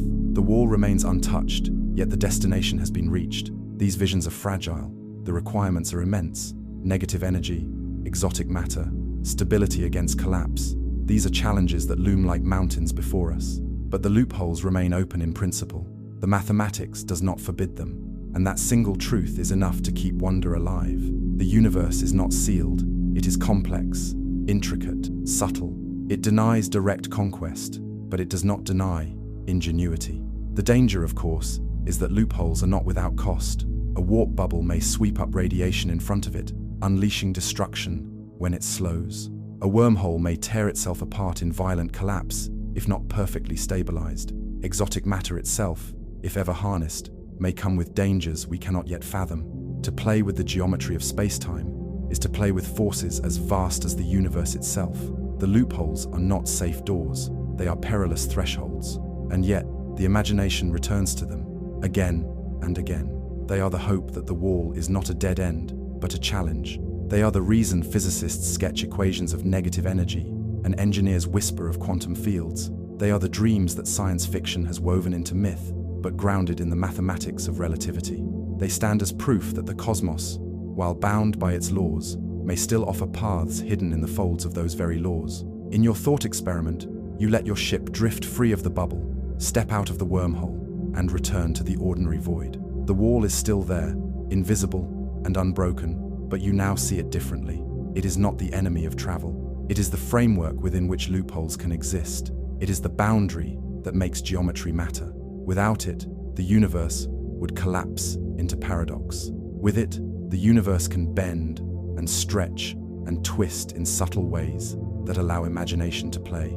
The chapter closes with this realization. The wall is absolute, but it is not cruel. It guards causality, protects order, enforces logic, and within its enforcement, it leaves cracks where creativity may flow. Warp bubbles and wormholes remain dreams, but they are not nonsense. They are the whispers of the cosmos itself, reminders that the laws of nature are strict but not barren, severe but not without wonder. And so you turn to the next thought. If these loopholes exist, if they are real in principle, what dangers might they carry? What hazards would arise if civilizations dared to build them? The wall protects causality, but loopholes bend geometry. Perhaps they too come with risks that could threaten the very fabric they exploit. To move deeper, you must now confront not only the dreams, but the dangers of faster than light. The loopholes shimmer in the mind like distant constellations, warp bubbles gliding on stretched space-time, wormholes bridging the gulfs between stars. They promise freedom from the wall, not through brute force, but through geometry. Yet every dream casts a shadow, and as you study the loopholes more closely, the dangers begin to emerge. Start with the warp bubble. From the safety of your cabin, you might feel nothing unusual. The interior is calm, protected, insulated. But outside, the story is different. The bubble is not empty. It sweeps up the fabric of space-time itself, dragging matter and radiation in its path. Ahead of the bubble, particles pile up, compressed into a wave of energy. Behind it, space is stretched thin, leaving turbulence in its wake. By the time the bubble slows, all that energy has to go somewhere. The result could be a blast of radiation, a shockwave powerful enough to sterilize entire planets unlucky enough to be nearby. Then consider the wormhole. A tunnel carved into the geometry of space-time is not a stable thing. Gravity presses on it from all directions, trying to collapse the throat into a singularity. Only exotic matter with negative energy density can keep it open, and even then, the tunnel may tremble on the edge of instability. A fluctuation too strong, a perturbation too violent, and the wormhole snaps shut. Anything inside at that moment is crushed or lost to a region beyond recovery. A shortcut to the stars becomes a trapdoor into nothingness. And there is more. Faster-than-light shortcuts raise new risks for causality itself. Even if you are not moving through space faster than light, if the geometry of space-time carries you faster than light would travel along ordinary routes, strange effects can emerge. A wormhole with mouths in relative motion, for example, could allow time loops. One end accelerated to near light speed and then brought back could lead to situations where a traveler steps through and arrives before they left. The paradoxes you thought the wall had sealed away begin to creep back through the cracks. The dangers are not only theoretical, they are ethical, civilizational, existential. Imagine a civilization mastering warp bubbles. The ability to unleash bursts of radiation by slowing bubbles in the wrong place would turn starflight into a weapon of unprecedented scale. Whole systems could be scoured with a single miscalculation. Wormholes, if stabilized, could connect distant worlds, but if one collapsed violently, it could unleash gravitational shockwaves that ripple across the cosmos. The tools that promise salvation also carry destruction. And yet, the dangers are part of the fascination. They remind us that these are not toys of imagination, but genuine features of the equations. Relativity does not give them freely. It ties them to conditions so extreme, so perilous, that mastery seems far beyond us. Perhaps that is the universe's way of ensuring caution. Perhaps it is another layer of the invisible wall, not absolute like the speed limit itself, but practical, keeping civilizations from tampering with space-time too easily. You sit again in the thought experiment, at the helm of your imagined vessel. You picture the warp bubble humming around you, silent inside, but outside a deadly wave of energy gathers, waiting to be unleashed. You picture the wormhole throat, trembling as you step into it, held open by exotic matter, but ready to collapse at the slightest error. You feel not triumph, but tension, as though the loopholes are riddled with traps. They are doors, but doors set in walls of glass and fire. The dangers do not erase the dream, they sharpen it. They remind you that the cosmos is not conquered cheaply. Every gift comes with cost, every possibility with peril. To master faster-than-light loopholes would mean mastering energy on scales beyond stars, balancing forces that could annihilate worlds. It is no wonder they remain out of reach. Perhaps that distance is mercy. Perhaps the universe gives us time to grow before granting the keys to such power. And so you begin to see the pattern. The wall at light speed guards causality, ensuring logic and order. The loopholes hint at freedom, but surround themselves with hazards that demand responsibility far beyond what we now possess. The cosmos is not cruel, but it is careful. It does not hand out shortcuts lightly. It demands patience, wisdom, and a recognition that even dreams have shadows. The question lingers: if loopholes are possible, do their dangers make them unworthy of pursuit? Or are they the only path forward, the only way to reach the stars, despite the risks? This is the tension that defines the dream of faster than light. It is not only about physics, it is about survival, responsibility, and the willingness to face dangers written into space-time itself. The ship hums in your imagination, wrapped within the fragile geometry of a warp bubble. For you, the journey feels serene, but you cannot ignore the invisible storm forming beyond the bubble's shell. Every particle of interstellar dust, every stray photon drifting through space, is swept up and compressed at the leading edge. The bubble becomes a snowplow of energy, gathering a wave that grows fiercer with every passing moment. By the time the bubble slows, the compressed energy bursts free as a torrent of radiation, an invisible firestorm spreading outward at near light speed. Now imagine that you are not in empty space, but near a star system. A single warp arrival could unleash devastation across entire planets, sterilizing their surfaces with radiation no shield could withstand. In this light, the warp drive is not simply a tool for travel. It is a potential weapon of catastrophic scale. Even with the best intentions, a miscalculation could destroy a world. The dream of peaceful exploration becomes indistinguishable from the nightmare of annihilation. The dangers of wormholes are subtler, but no less perilous. The tunnel between two distant points must be held open against gravity's relentless pull. Exotic matter with negative energy density is the only substance the equations demand for stability. But what is exotic matter? In our experiments, we have only glimpsed faint traces of negative energy in quantum fluctuations, fleeting whispers too small to harness. To stabilize a wormhole throat wide enough for a ship, you would need quantities vast beyond measure. And if the exotic matter falters for even an instant, the throat collapses with lethal force. Picture yourself inside such a wormhole. The walls tremble with the strain of holding open against the universe's desire to close them. A vibration grows, a flicker of instability spreads, and then the tunnel snaps shut. The geometry crushes inward. The ship is torn apart, not by mechanical failure, but by the collapse of space-time itself. No wreckage remains, no trace survives. It is as if you were erased from existence, consumed by the throat's implosion. Even worse are the paradoxes that wormholes invite. If one mouth is accelerated near light speed and then brought back, time dilation warps the relationship between the two ends. Step through, and you may arrive before you departed. Suddenly, the paradoxes of tachyons return through the back door. Messages could be sent to the past. Travelers could meet their younger selves. Causes and effects collapse once again into contradiction. The loopholes, though they preserve the speed limit, cannot always preserve causality. The wall has been respected, but the story of time may still unravel. The dangers grow not only in physics but in politics. Imagine civilizations discovering these tools. Warp bubbles that can sterilize planets by accident or design. Wormholes that can collapse in violent implosions, threatening whole regions of space. Even if the physics could be mastered, could the ethics? Could any society wield such power without catastrophe? The wall of light speed may be absolute, but the dangers of bending space-time suggest another wall, one built not of physics, but of wisdom. Until wisdom matches power, the loopholes may remain mercifully out of reach. And then comes the quiet realization, perhaps that is the point.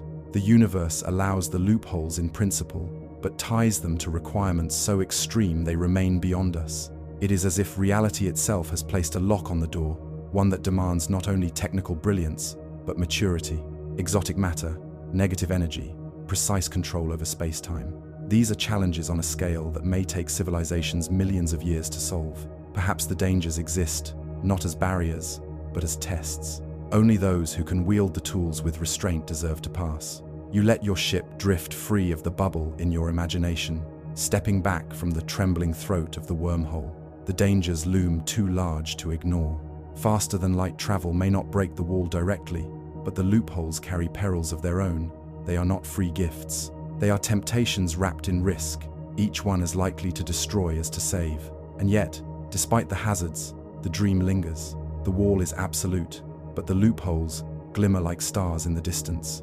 Perhaps one day, the dangers will be mastered. Perhaps one day civilizations will rise that can handle the power with care. But until then, the dangers remain a reminder. Even when the cosmos offers doors, it guards them with traps. You sit quietly in the thought experiment, letting the echoes of risk sink in. The warp bubble that promises speed also promises destruction. Its radiation front, a silent catastrophe, waiting to burst. The wormhole that offers a shortcut trembles with instability, threatening collapse with every fluctuation. Even the mathematics that makes them possible cannot protect you from their shadows. The dangers of faster than light are not confined to imagination. They are inscribed in the very laws that make the loopholes possible. Now let the picture widen. Suppose a civilization achieves mastery over these forces. What would it mean for the galaxy? Ships capable of riding warp bubbles could cross interstellar distances in days. Colonies could be planted across the stars. But each arrival would risk a burst of energy lethal to worlds along the path. Wormholes could bind systems into networks, trading goods and knowledge instantly. But a single destabilization could rip the network apart, collapsing throats into destructive implosions. The very tools that connect civilizations could erase them. Then comes the deepest danger, paradox returning through geometry. A wormhole's two mouths, placed under different conditions of motion, could turn into a time machine. A traveler might step through and emerge before leaving. A signal might arrive before it is sent. The wall that guards causality would be sidestepped, not broken, yet the collapse of logic would return all the same. The arrow of time, the sequence of cause and effect, could be bent until it breaks. The universe may tolerate warping, but it cannot tolerate paradox. And so perhaps these loopholes, though mathematically permitted, may never be physically realized. Consider also the strain on space-time itself. To create a warp bubble or stabilize a wormhole requires energy on scales beyond stars, concentrated and precise. What if such manipulations ripple outward, disturbing the balance of the cosmos? What if the attempt to bend space collapses regions of it, or ignites instabilities that spread? The dangers may not stop at local disasters. They may touch the fabric of the universe itself. And yet, imagination persists. We cannot let go of the dream because it is tied to something older than physics, the longing to explore, to reach, to connect. We invent ships and shortcuts in our stories not only because we want them, but because they reflect who we are. The dangers are real, the hazards immense, but so too is the desire. Faster than light travel is not simply a question of engineering. It is a question of destiny, a choice between restraint and risk, between survival and collapse. You realize, in your imagined cabin, that the dangers themselves carry meaning. They remind you that the universe is not careless. It offers pathways, but ties them to responsibility. It whispers of possibilities, but guards them with costs. Faster than light travel may always remain beyond reach, not because the wall cannot be bent, but because the risks outweigh the rewards. Perhaps the cosmos protects itself by making the dangers catastrophic enough that civilizations will hesitate. Perhaps the greatest safeguard is not the wall itself, but the peril that comes with approaching it from any angle. And so the chapter closes with the paradox of the dream. Faster than light travel through warp bubbles or wormholes is not forbidden outright. The mathematics allows it, but the dangers are so immense that they may be more absolute than any law. Radiation storms, collapsing throats, paradox loops, cosmic instabilities, all wait at the threshold. The wall may not yield, but even the doors carved into it shimmer with warning signs. To touch them is to gamble with everything. You lean back, letting the thought dissolve. The dangers of faster than light are not reasons to abandon wonder, they are reasons to respect it. They remind us that the speed limit is not only a barrier, but a protection. It keeps us safe from paradox, safe from catastrophe, safe from our own recklessness. The dream is not dead, but it is tempered by the shadows that surround it. And as you leave the dangers behind, your mind turns to the larger question, why is the limit there at all? Not only as a rule, not only as protection, but as the very structure that gives the cosmos its shape. You have pressed against the wall, watched time begin to fracture, felt mass climb toward infinity, and glimpsed the loopholes with all their dangers. Yet the question lingers like a gravity well you cannot escape. Why is the wall there at all?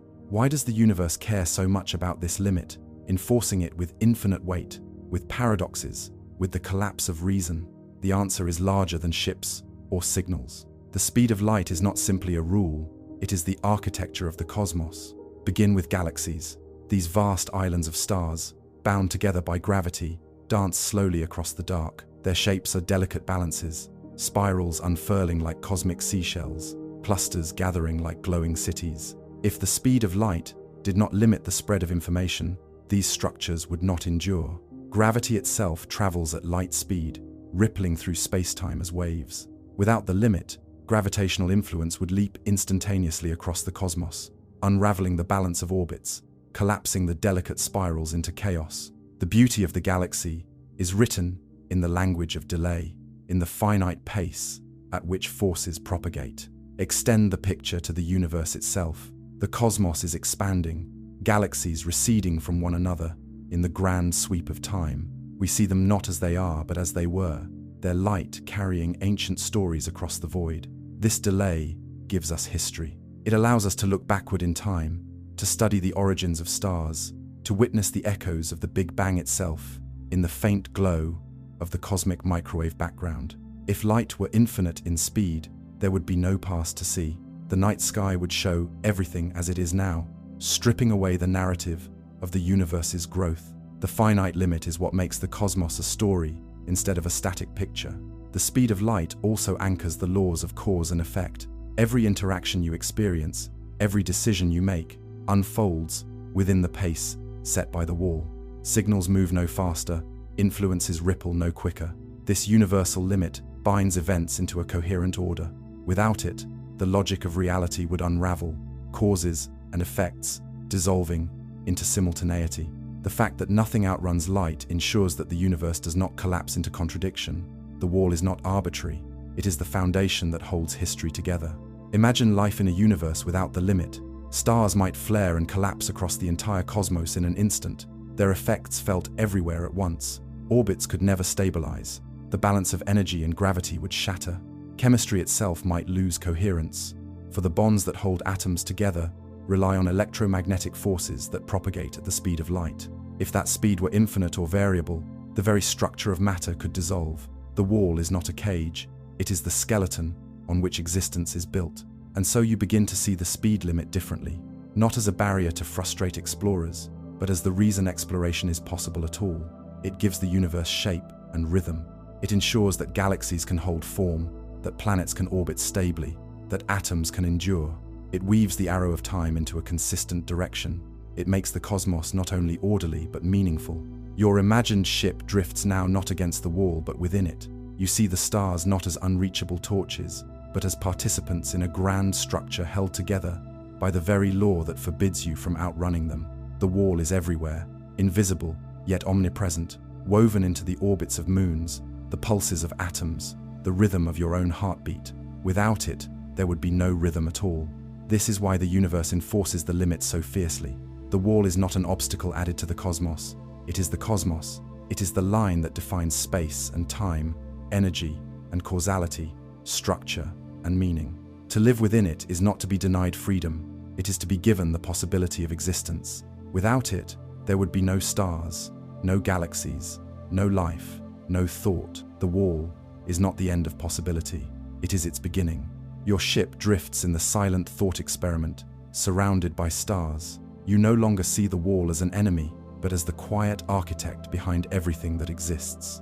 The speed of light does not only limit how fast you can travel, it sets the pace at which reality itself unfolds. Every pulse of gravity, every flicker of electricity, every burst of radiation moves at that one speed, the same throughout the cosmos. It is not simply a ceiling. It is the ruler against which the universe measures itself. Think of a galaxy, tens of thousands of light years across. Its spiral arms hold billions of suns, each circling the center in a slow, graceful orbit. The glue that binds them is gravity, carried by ripples in space-time. Those ripples move at the speed of light. If they moved faster, or slower, or infinitely fast, the orbits would shatter, stars would fly off in chaotic directions, galaxies would not cohere, and cosmic structure would dissolve. The light speed limit is the silent metronome keeping the galaxies in time.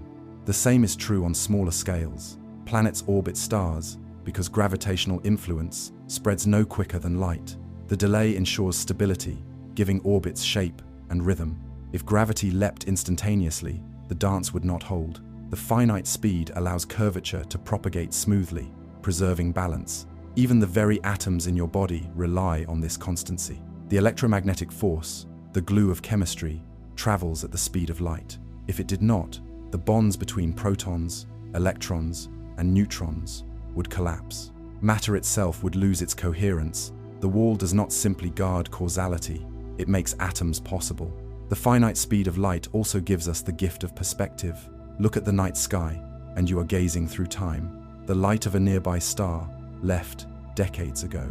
The glow of a galaxy took millions of years to arrive. The faint whisper of the cosmic microwave background has been traveling for nearly 14 billion years. Without the wall, all of this would be lost. The universe would be presented as a single instant, stripped of history. You would see everything as it is now, but never as it was. The story of the cosmos would vanish, replaced by a flat and sterile present. The wall also preserves the arrow of time. Because nothing outruns light, information flows in one direction, forward. This enforces the sequence of cause and effect. Your choice leads to an action, which leads to a result. The limit guarantees that order. If signals could outpace light, the chain would break. The wall is not just physics, it is logic. It is the guarantee that tomorrow follows today, that consequences emerge from decisions, that the narrative of existence can be told, and perhaps most profound of all, the limit makes the universe navigable. Distances are vast, but they are measurable. The wall defines the scale of space and time. 1 light year is the distance light travels in a year. Without that fixed measure, the cosmos would have no scale, no consistent fabric. The speed of light is the thread that weaves space and time together into a single tapestry. Without it, there would be no tapestry, only chaos. In your imagined vessel, drifting among the stars, you begin to feel gratitude for the wall. It is no longer the barrier that denies you infinite speed. It is the foundation that allows the cosmos to exist as something coherent, structured, and alive. Every galaxy, every star, every orbit, every bond in your body is possible only because the universe enforces the same limit everywhere. The law that frustrates explorers is the law that makes exploration meaningful at all.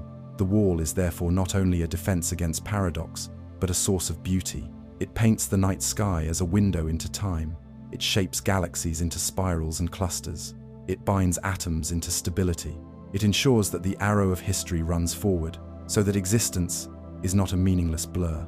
The wall does not only shape physics, it shapes meaning. And yet, as you contemplate this, another thought emerges. If the limit is so central, so fundamental, could it ever have been different? Might the speed of light have changed in the early universe, when space-time itself was young and fluid? Could the laws we know as eternal be less permanent than they appear? The question leads naturally to the next mystery, the possibility of a cosmos where the barrier itself may have shifted long ago. You remain at the helm of your imagined vessel, drifting through a galaxy whose shape depends entirely on the wall you once saw as a cage. The spirals hold their arms, the clusters hold their bonds, the stars follow steady arcs, because information moves only at the pace the universe allows. Every law of structure bends to that rhythm. The limit is not an afterthought. It is the scaffolding upon which the cosmos is built. Now widen the view to the observable universe. What you see when you look outward is not space as it is now, but a sphere defined by the time light has had to reach you. Beyond that horizon, the universe continues, but you cannot see it. The wall defines what is knowable.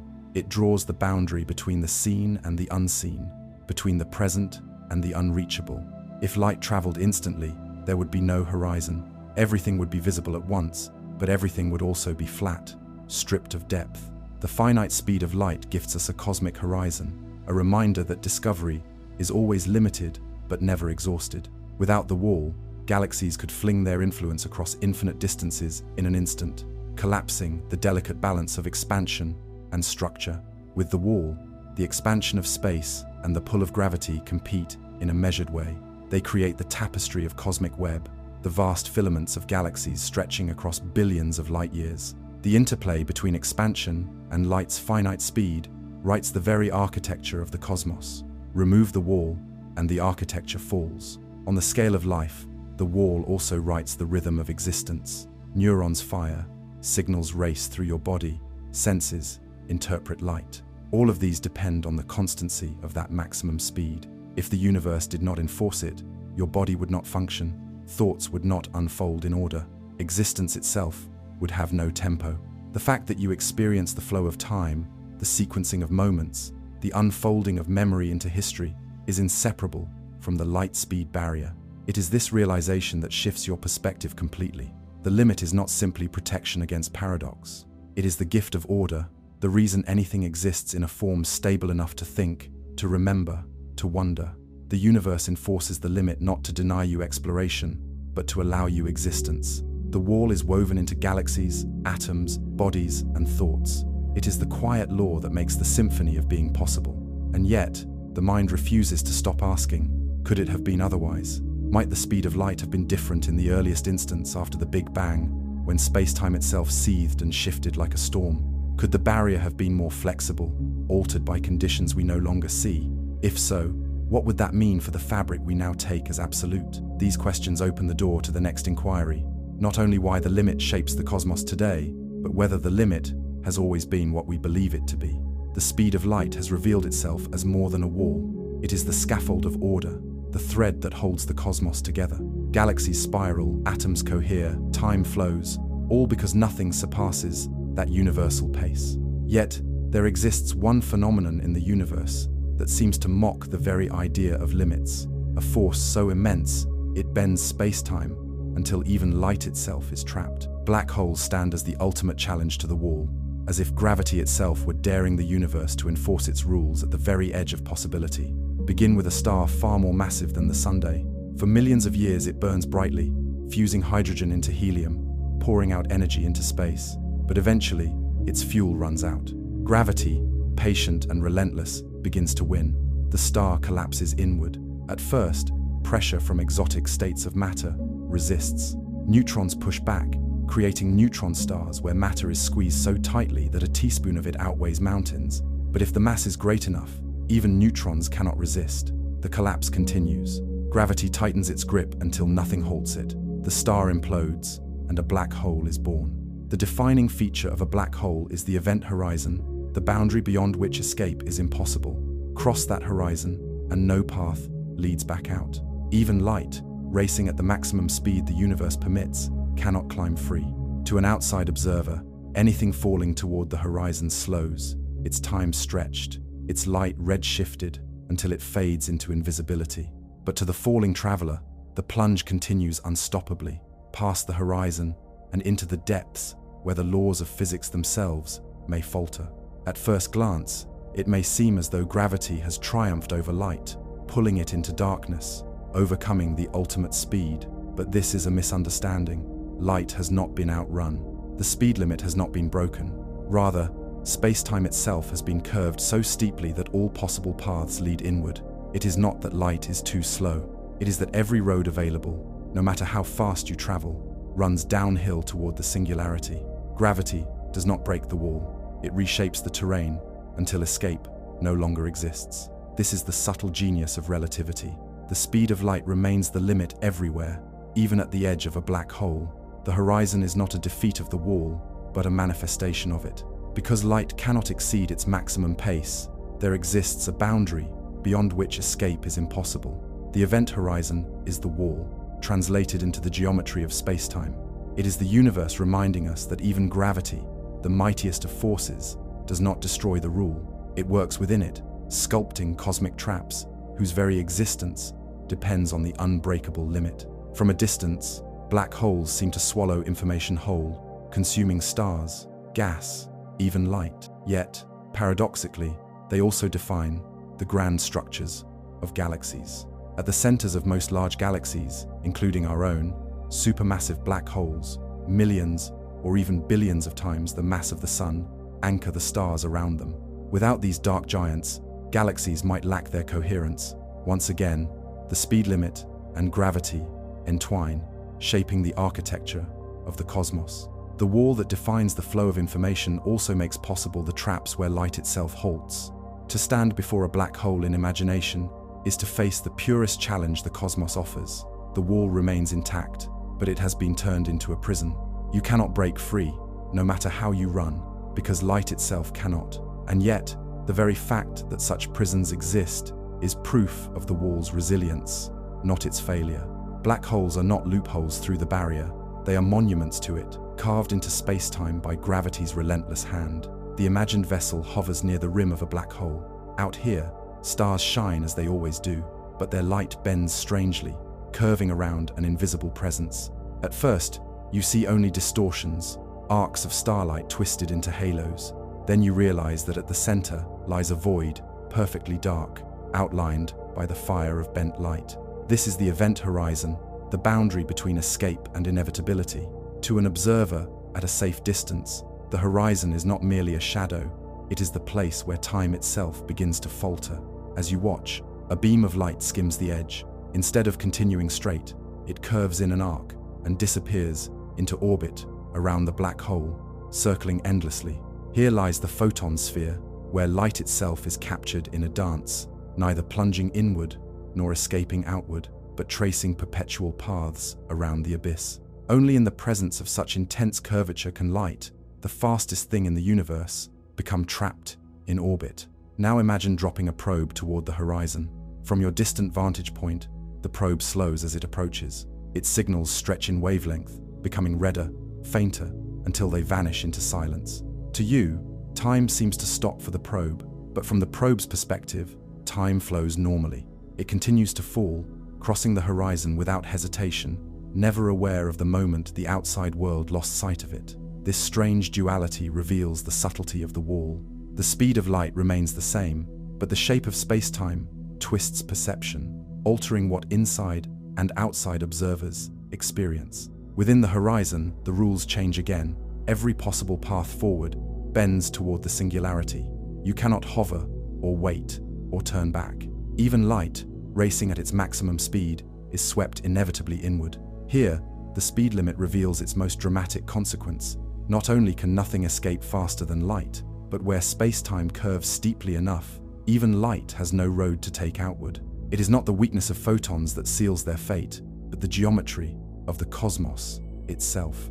These ideas sound abstract until you realize their implications. Black holes are not merely curiosities, they sculpt the universe. At the heart of most galaxies lurks a supermassive black hole, millions or billions of times the mass of the Sunday. These dark giants govern the dance of stars, anchoring galactic cores, powering quasars, whose jets blaze across intergalactic space. Their existence proves that the speed limit and gravity are not separate forces in conflict. They are intertwined, working together to shape the cosmos at its grandest scales. The limit of light speed also ensures that the horizon is not just a boundary of matter, but of knowledge. Once something crosses, information about it is hidden from the rest of the universe. To observers outside, that information is locked away, encrypted by the horizon. The wall of light speed, which once seemed only a constraint, becomes in black holes a veil across which knowledge cannot pass. This is why black holes ignite debates about the nature of information itself, forcing physicists to ask whether reality loses data or whether the laws of the cosmos somehow preserve it in ways we cannot yet see. From your imagined vantage point, the black hole no longer looks like a violation of the rules, but their culmination. The event horizon is not a rebellion against the wall. It is the place where the wall is written into geometry with such force that even light bows to it. Gravity's challenge does not destroy the speed limit. It proves it, chiseling the law into space-time so deeply that the cosmos itself cannot look past it. You linger at the edge of the abyss in your thought experiment, letting the strange beauty of the black hole sink in. The wall of light speed has never felt so absolute, nor so deeply woven into the fabric of things. Far from being broken, the rule is enforced with terrifying elegance. Gravity bends space-time until every path is inward, not because light is too slow, but because the very meaning of outward no longer exists beyond the horizon. Now imagine ripples spreading across this curved stage. Two black holes spiral together, locked in a gravitational embrace, drawing closer until they merge. The collision shakes space-time itself, sending waves racing outward at the speed of light. These gravitational waves wash across the cosmos, carrying with them the story of titanic mergers, billions of years old. When they reach Earth, sensitive detectors record tiny tremors in length, distortions smaller than the width of an atomic nucleus. These detections confirm something profound. Even gravity obeys the wall. Its waves do not outrun light. They keep pace with it. Further proof that the cosmos has one universal limit. In the presence of such extremes, the speed limit takes on new meaning. It is not only the ceiling for travel, it is the maximum speed at which reality itself communicates change. Gravity moves at light speed. Electromagnetism moves at light speed. Even the information about the collapse of a star, the violent birth of a black hole, spreads outward at light speed. The wall is everywhere, defining not only what we can do, but what the universe itself can express. Black holes press this truth to its limit. They are the most compact, most extreme objects the cosmos allows, and yet they do not break the rule. They are monuments to it. They curve space-time so steeply that photons cannot escape, but the wall remains intact. You cannot send a signal out faster than light, nor can you receive one from within the horizon. The limit holds. It always holds. And yet, black holes also whisper of mysteries still unsolved. What happens at the singularity, the point where density and curvature soar beyond measure? Do the laws of relativity fail, revealing a deeper framework beneath? Could quantum mechanics rescue the collapse, rewriting the end of space-time itself? These are open questions, and black holes are the laboratories where they may one day be answered. But whatever new physics emerges, the speed of light will likely remain the cosmic boundary, the speed at which all messengers of reality must travel. From your imagined ship, you turn your gaze away from the horizon. The black hole behind you is not a violation, but a reminder, a symbol of how gravity and light are locked together in a cosmic dance. You feel no bitterness at the limit now. Instead, you sense awe. The wall does not collapse under gravity's challenge. It defines the challenge, shaping galaxies, sculpting horizons and sending ripples across the fabric of existence. As you leave the thought experiment, the image lingers, a dark sphere circled by a halo of distorted starlight, ripples of space-time radiating outward. It is the most dramatic stage the cosmos offers, and yet, even here, the speed of light is law. Gravity does not overthrow it. Gravity bows to it. The wall still stands. And so you arrive at the next question. If the wall is so absolute, so deeply embedded in everything from atoms to galaxies to black holes, could it ever have been different? Might the universe, in its earliest and most violent moments, have played by looser rules? Or is the barrier unchanging, eternal, the same yesterday as today and forever? To answer, you must look back into the infancy of the cosmos itself, when space-time was new, and the speed of light may not have been what it is now. The speed of light has so far revealed itself as the foundation of existence. It sculpts galaxies, binds atoms, anchors time, and defines the horizon of knowledge. Everywhere you look, the wall stands firm, yet you cannot help but wonder, is it truly eternal? Could the limit have been different when the universe was young, before stars, before galaxies, before even atoms had formed? Or has it always been absolute, immutable, woven into the first moments of space-time itself?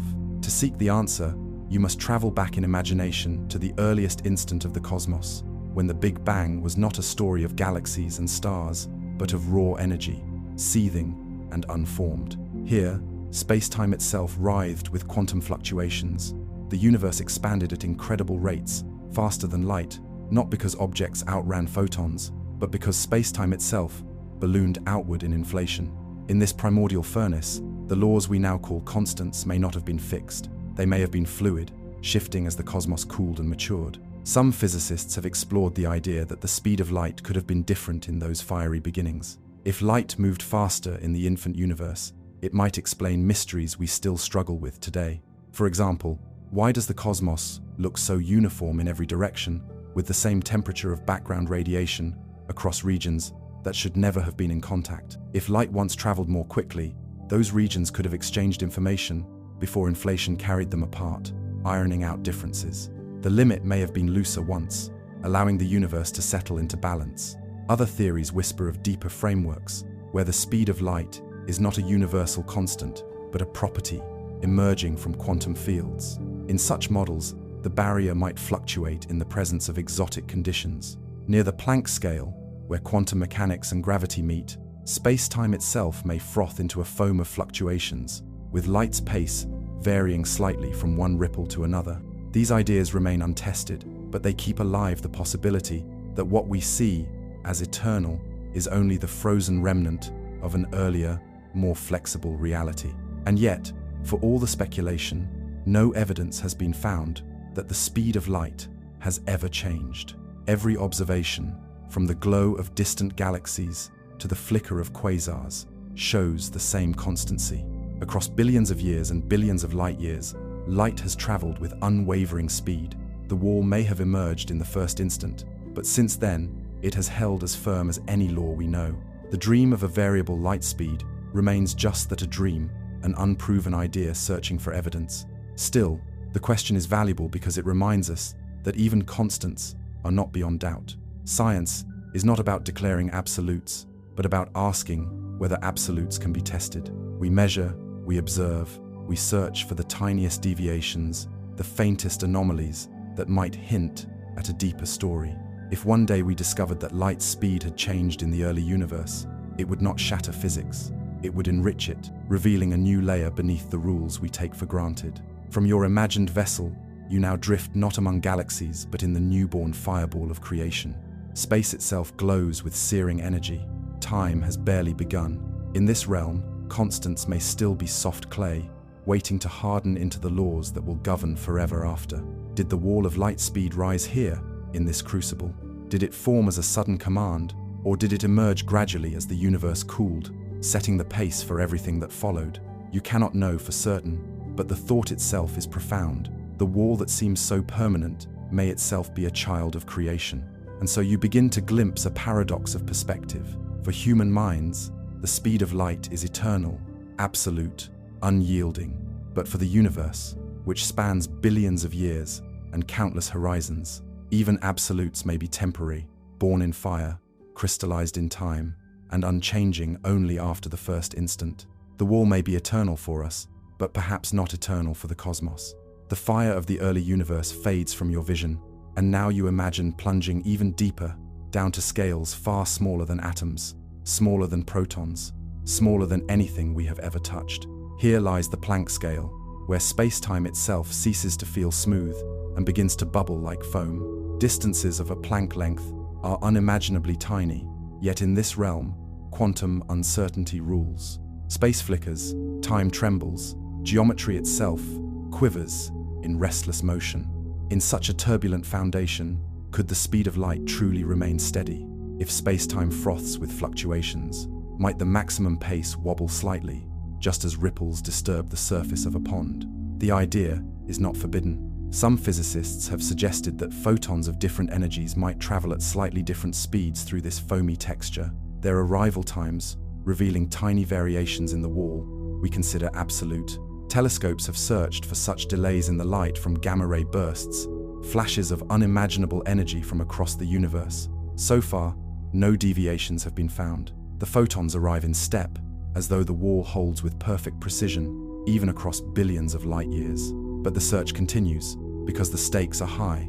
If even the faintest drift in light's speed were discovered, it would mean the barrier we trust as eternal is not a constant of nature, but a property of deeper laws we have yet to see.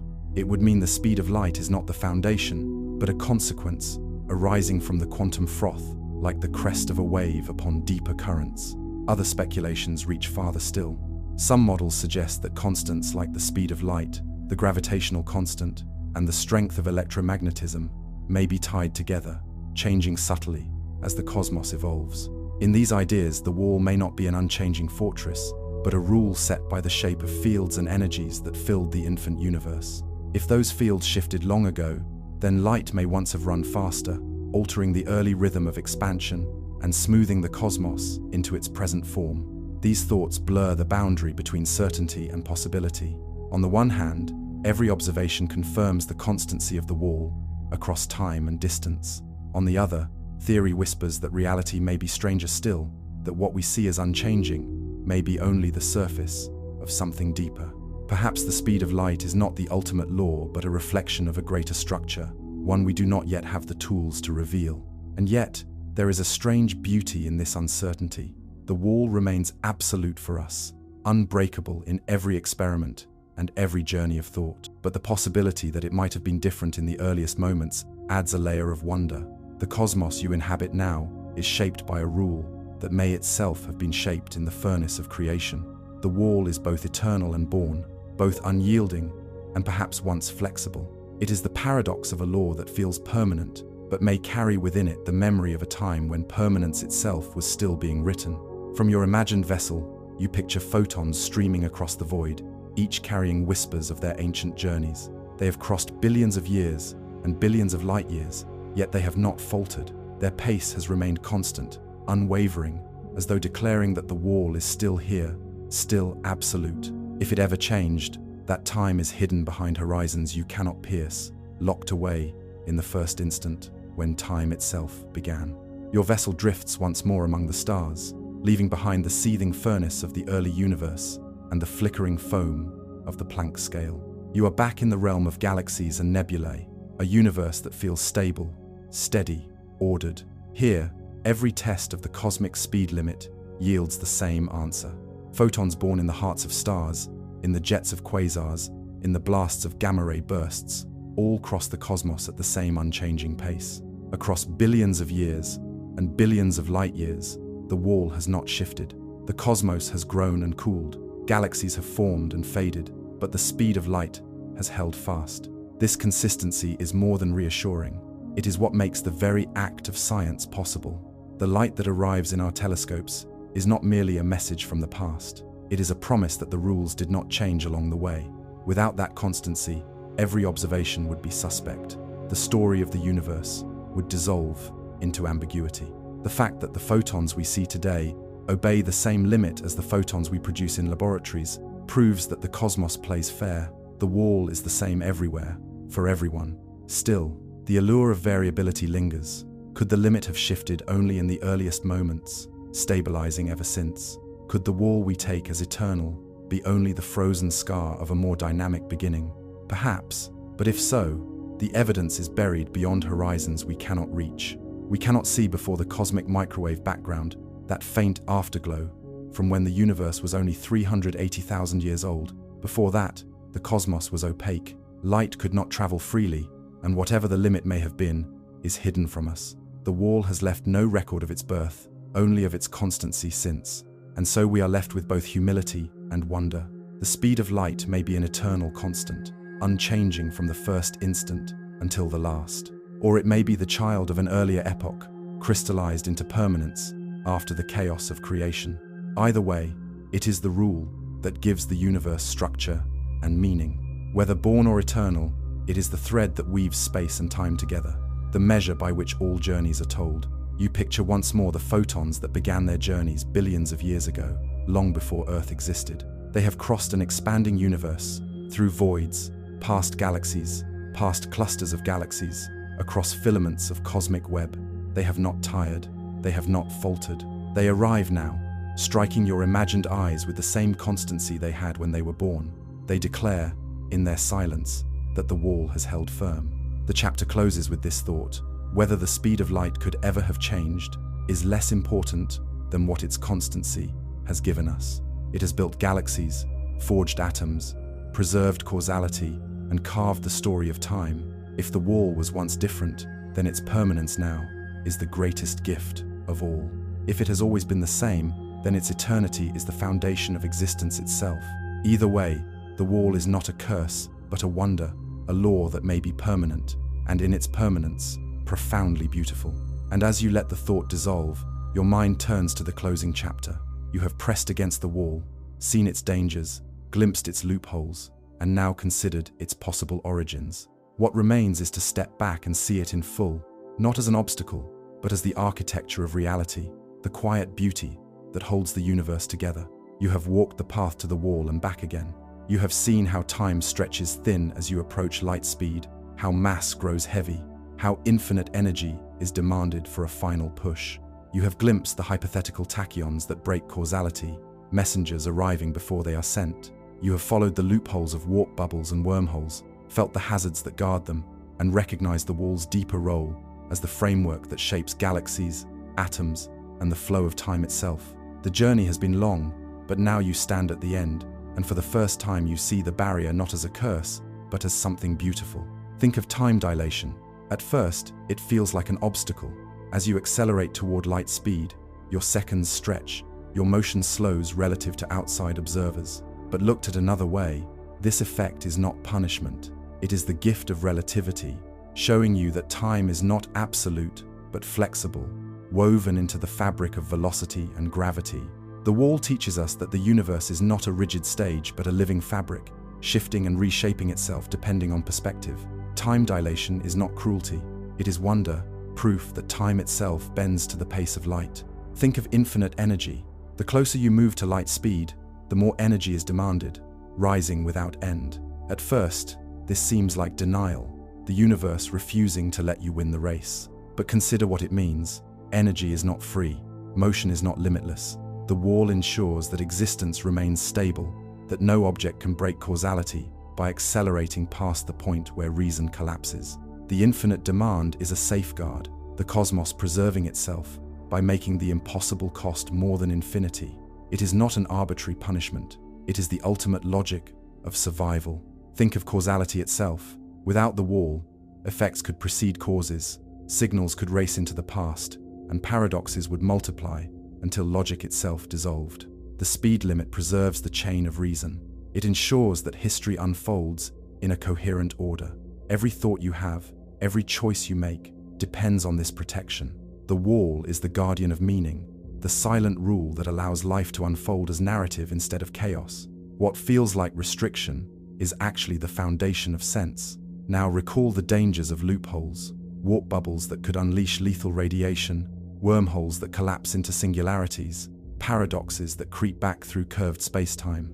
Even these dangers hold beauty, because they remind us that the laws of physics are consistent. They do not grant shortcuts without cost. They protect the universe from reckless tampering. The barriers built into loopholes are not cruelty but caution, reminders that reality guards its own coherence. And so the wall of light speed becomes not a cage but a cathedral. It is the architecture of reality, the structure without which nothing could endure. Stars burn, galaxies spin, atoms bond, time flows, all because of this rule. It is invisible, but everywhere. It is unyielding, but not cruel.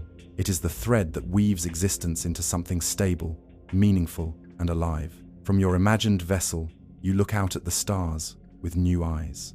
They are not torches just out of reach. They are companions bound to you by the same wall that binds them to one another. You realize that the dream of crossing the cosmos is not dead. It is simply written in a different language. Exploration may one day come through bending space-time, through mastering energy, through discovering new frameworks that respect the wall while working with it. The barrier is not the end of hope, it is the beginning of imagination. The beauty of the barrier is that it is both a limit and a gift. It denies you the impossible, but grants you everything else. It tells you what cannot be, but in doing so, it ensures that what is can exist at all. Nothing outruns light, and because of that, galaxies shine, time flows, and life itself can wonder at the mystery. Your vessel floats in silence, and the stars around you gleam with steady light. Each photon has traveled across unimaginable distances, guided by the one unbroken rule of the cosmos. They move at the same speed, no matter their color, no matter their energy, no matter their origin. In this realization, the barrier ceases to feel like a wall of denial. It feels like a harmony, a universal rhythm that every particle, every wave, every field obeys. It is as if the universe itself breathes to the pace of light. From the human perspective, the barrier is frustrating. It makes interstellar voyages difficult, trapping us near our own Sunday. It keeps the dream of visiting distant worlds forever on the horizon. But step back, and the perspective changes. Without the barrier, there would be no horizon at all, no story, no order.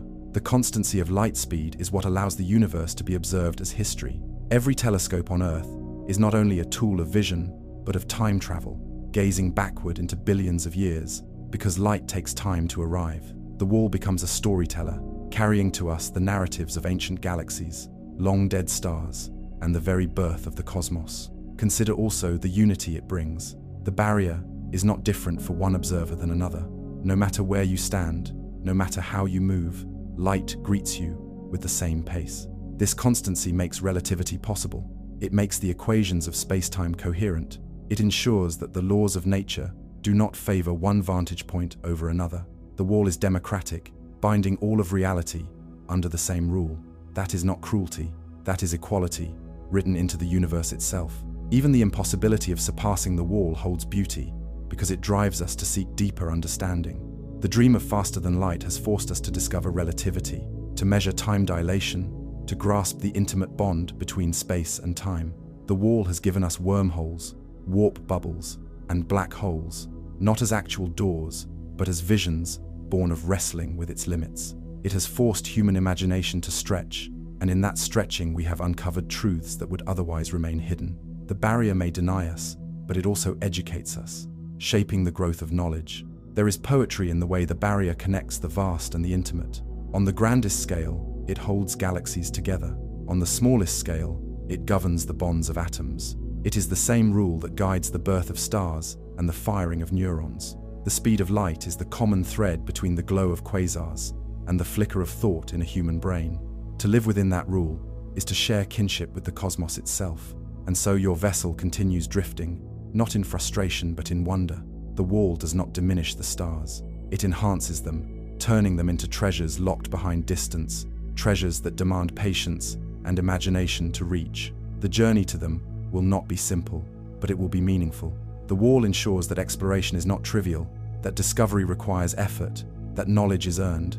It gives weight to the dream of reaching the stars. In this light, the barrier becomes not a denial of destiny, but the shape of destiny itself. Humanity's longing to explore is not extinguished by the wall, it is sharpened by it. The limit challenges us to find new paths, new technologies, new ideas. It sets the stage for creativity and endurance. The impossibility of breaking it is what gives exploration meaning. The beauty of the barrier lies in this paradox. It denies us infinite speed, but grants us infinite purpose. It forces us to build, to imagine, to strive. It turns the cosmos into a grand puzzle, and us into its seekers. Without it, existence might be easier, but it would be empty. With it, existence is difficult, but it is rich with wonder. The thought experiment draws to a close. You leave behind the warp bubbles, the wormholes, the dangers of paradox, the infinities of energy. You leave behind the galaxies that hold their spirals, the black holes that carve horizons, the quantum foam that whispers at the edge of knowledge. You return to a single truth, one that has followed you through every step of the journey. Nothing travels faster than light. And far from being a curse, this truth is the foundation of all beauty the cosmos contains. Imagine a universe without the barrier.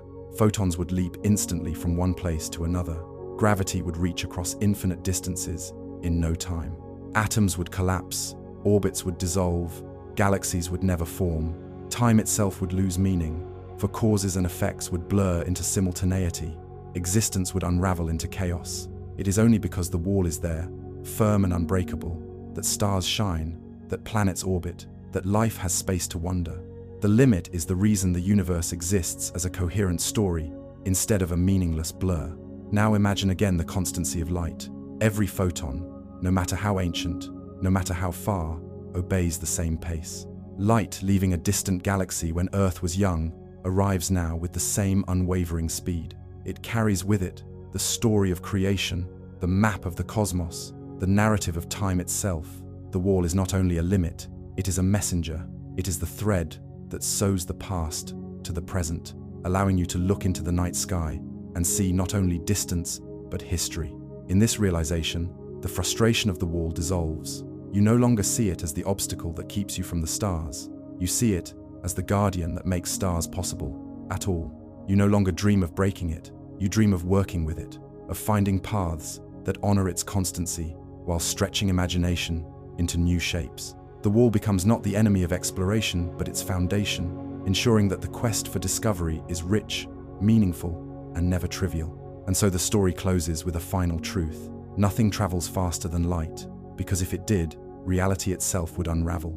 Causality would shatter, galaxies would collapse, atoms would dissolve. The barrier is not an arbitrary line, it is the architecture of existence. It protects logic, gives shape to time, and ensures that the universe can tell its story. The strangest law of all, that there is a maximum speed, is also the most generous. It is the law that grants coherence, the law that gifts us a cosmos capable of being known. Your imagined vessel drifts one last time through the dark. The stars gleam, distant yet steady, unreachable yet calling. You feel no bitterness at their distance now. You feel awe, for the distance is what gives them meaning, and the wall that holds them apart is what gives the cosmos its shape. You whisper silently into the void the final lesson you have learned. The speed of light is not a curse. It is the thread that holds time together. And with that, the journey ends. The barrier still stands. It always will. And in its standing, the universe endures.